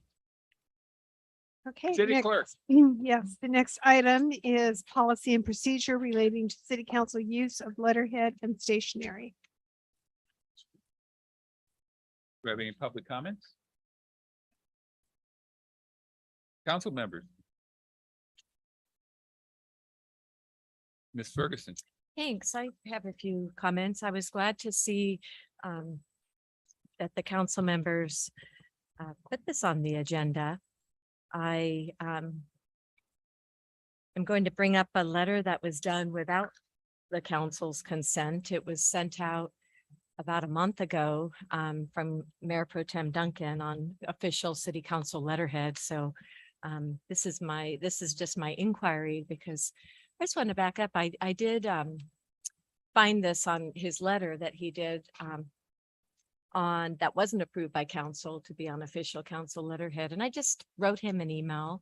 I wrote you an email, Mayor Pro Tem, because I was very disappointed to see my name on your political statement. And I didn't agree with it. And I wrote you just as a courtesy to please redo your letter and do it properly, which is policy, because it's been practiced for decades and decades. I used to write all these letters for council for many years as an employee. So, and I never heard back. And I never heard back from him at all. It's been a month, and his letter with his political statement is still across all the social media platforms for your assembly race. And anyway, very disappointing. I regret I have to talk about this with this item tonight, because I was hoping it would just be redone. A fellow council member, out of respect and courtesy, just says, do your letter the proper way. And the staff knows, Mr. Sun knows. He's been here. I worked alongside him for years. He knows how it's done. And I'm shocked that I received no response from anyone. And so I literally looked into it. I did a Public Records Act request. So this is public document. And it just shows that he sent it to staff, who also has been here for many years, works with Eric Sand. And he's telling her to put it on official council letterhead.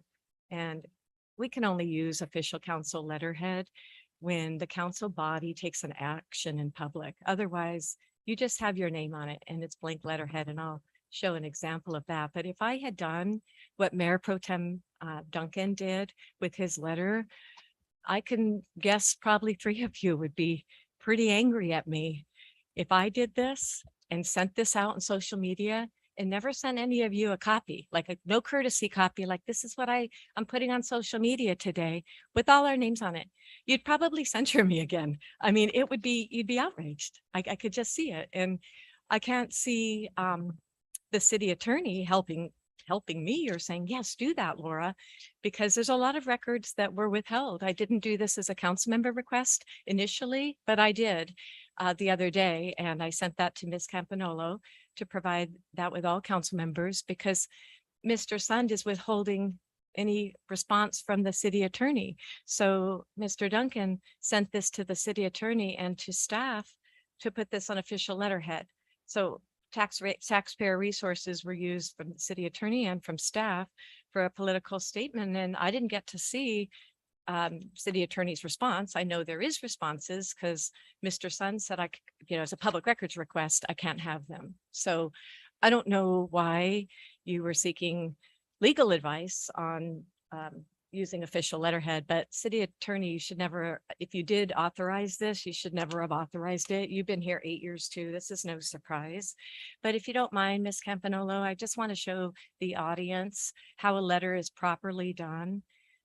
It's the one that I sent out, my second one in 4 years. This one's in support of a local group of parents in San Clemente that are working on a charter school. Would you mind showing that letter? Thank you. So yeah, it's just basic, right? I didn't send it out. Council didn't support it. I didn't take it to council to be supported. And it's just from me. So that's really how it's done I here. think that you have a dangling participle on this. I do. Oh, my I'm just bad. giving you a hard I do time. all my I'm work from adding a little home. levity to the conversation, Thank okay? you. Yeah, so I did this just from home. I write staff because there we have to have an executive assistant that's shared with the city council and city manager. I'm going to do this letter. Could you please send me my letterhead? And so I did it. And I said, I mailed it out, put a stamp on it and mailed it out, gave her a copy promptly so she has it on file with the city and anyone could see it if they want to. So I wanted to note also, there's a policy, if you don't mind, Ms. Campanolo, there's a policy 1201-11, and on top it says that for 2.5, the mayor shall execute all official city documents, warrants and correspondence approved by the city council. So that's our policy.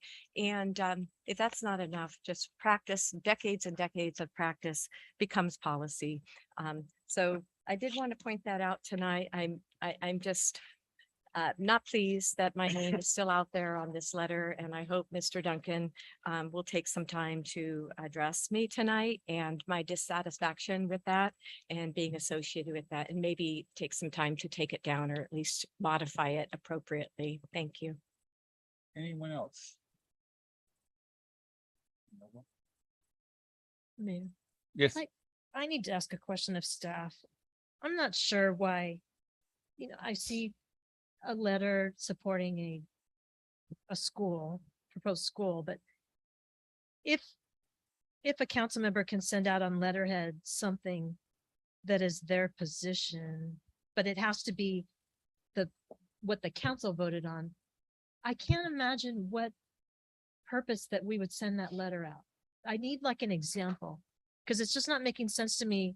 I don't want to do policies just to do policies. I just don't see why a council member would send out a letter on letterhead if it's just reiterating what the council voted for. That's where I'm having a Well, problem. to that point, that very rarely happens. Right. In most cases, and I'll use an example, council will take a position on a bill, whether it's oppose or support. And then in the future, there might be subsequent bills related to that bill with the original cause. And since council took, let's say, a support, staff will then draft a letter of support signed by the mayor because it's consistent with previous council position and direction.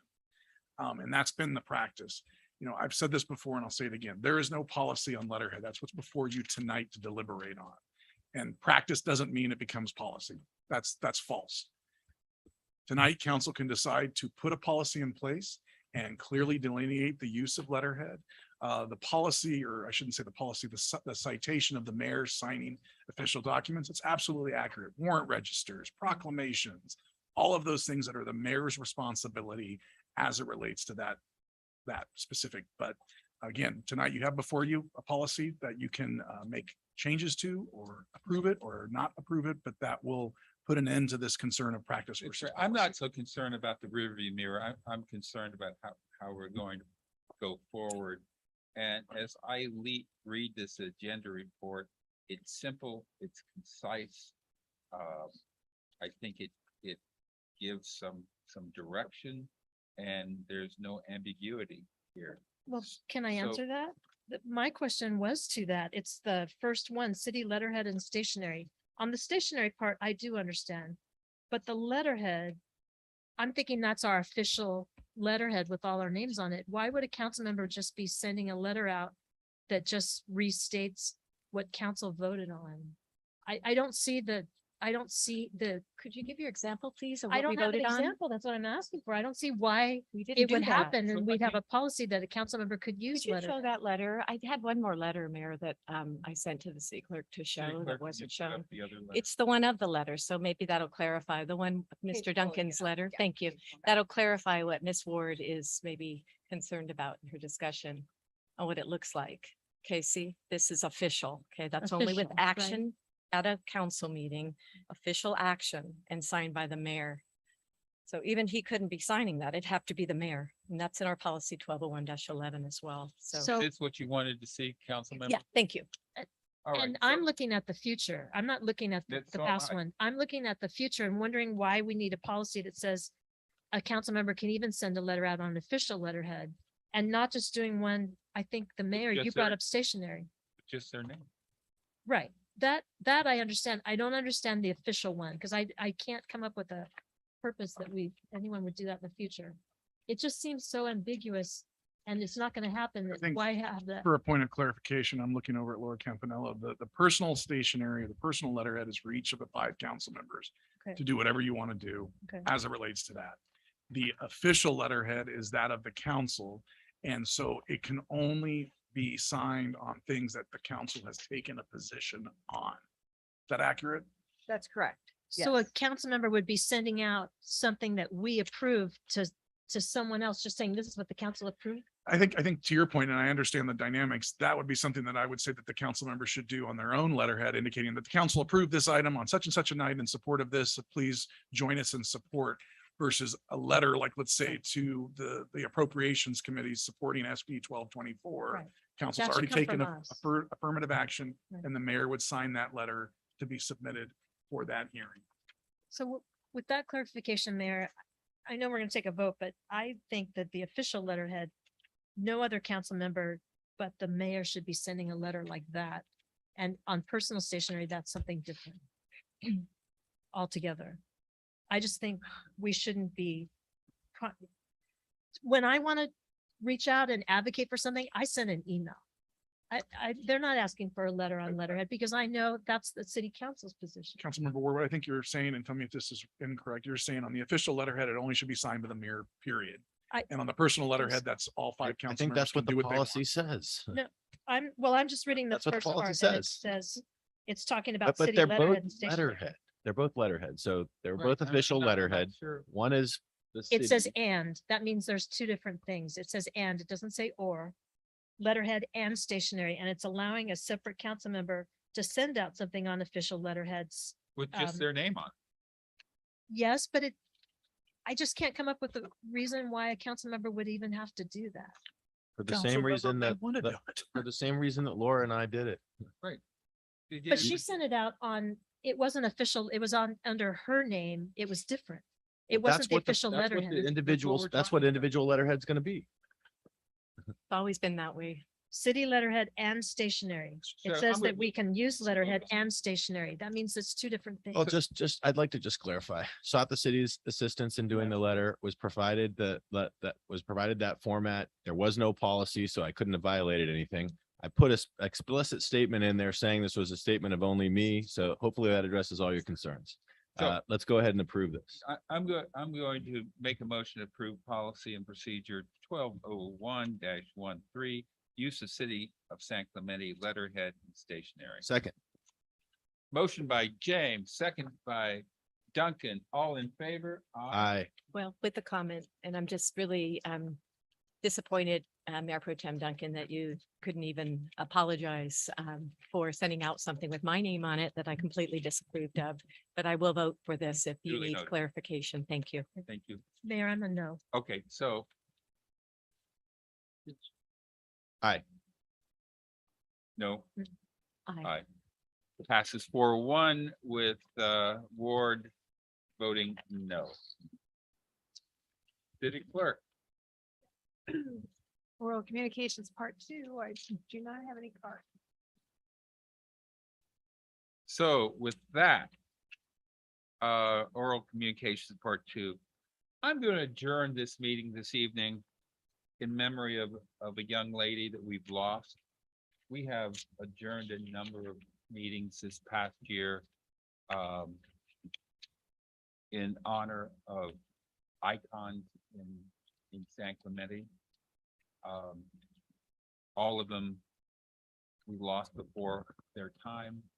On this particular young lady, we lost her long before her time. So I'm adjourning tonight's meeting in memory of Courtney Faye Smith. Courtney Smith is the namesake of Courtney's Sandcastle Playground. She passed away on August the 26th at the age of 25. Courtney was diagnosed with spinal muscular atrophy at a very young age. She dedicated her life to improving access to playgrounds and play spaces for young children with disabilities and promoting inclusivity wherever she went. Courtney grew up in San Clemente, graduating from San Clemente High School in 2015. Courtney was heavily involved in fundraising for Courtney's Sandcastle.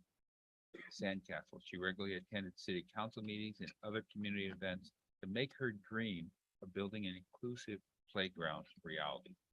Courtney received the Chamber of Commerce Citizen of the Year for her input on the Courtney Sandcastle playground. Courtney will be missed by all who knew her, but her legacy will live on through Courtney's Sandcastle. May I have a second? Second. Motion by James, second by Ferguson. All in favor of adjournment? Aye. It's unanimous. Thank you, everyone, for attending. I feel like the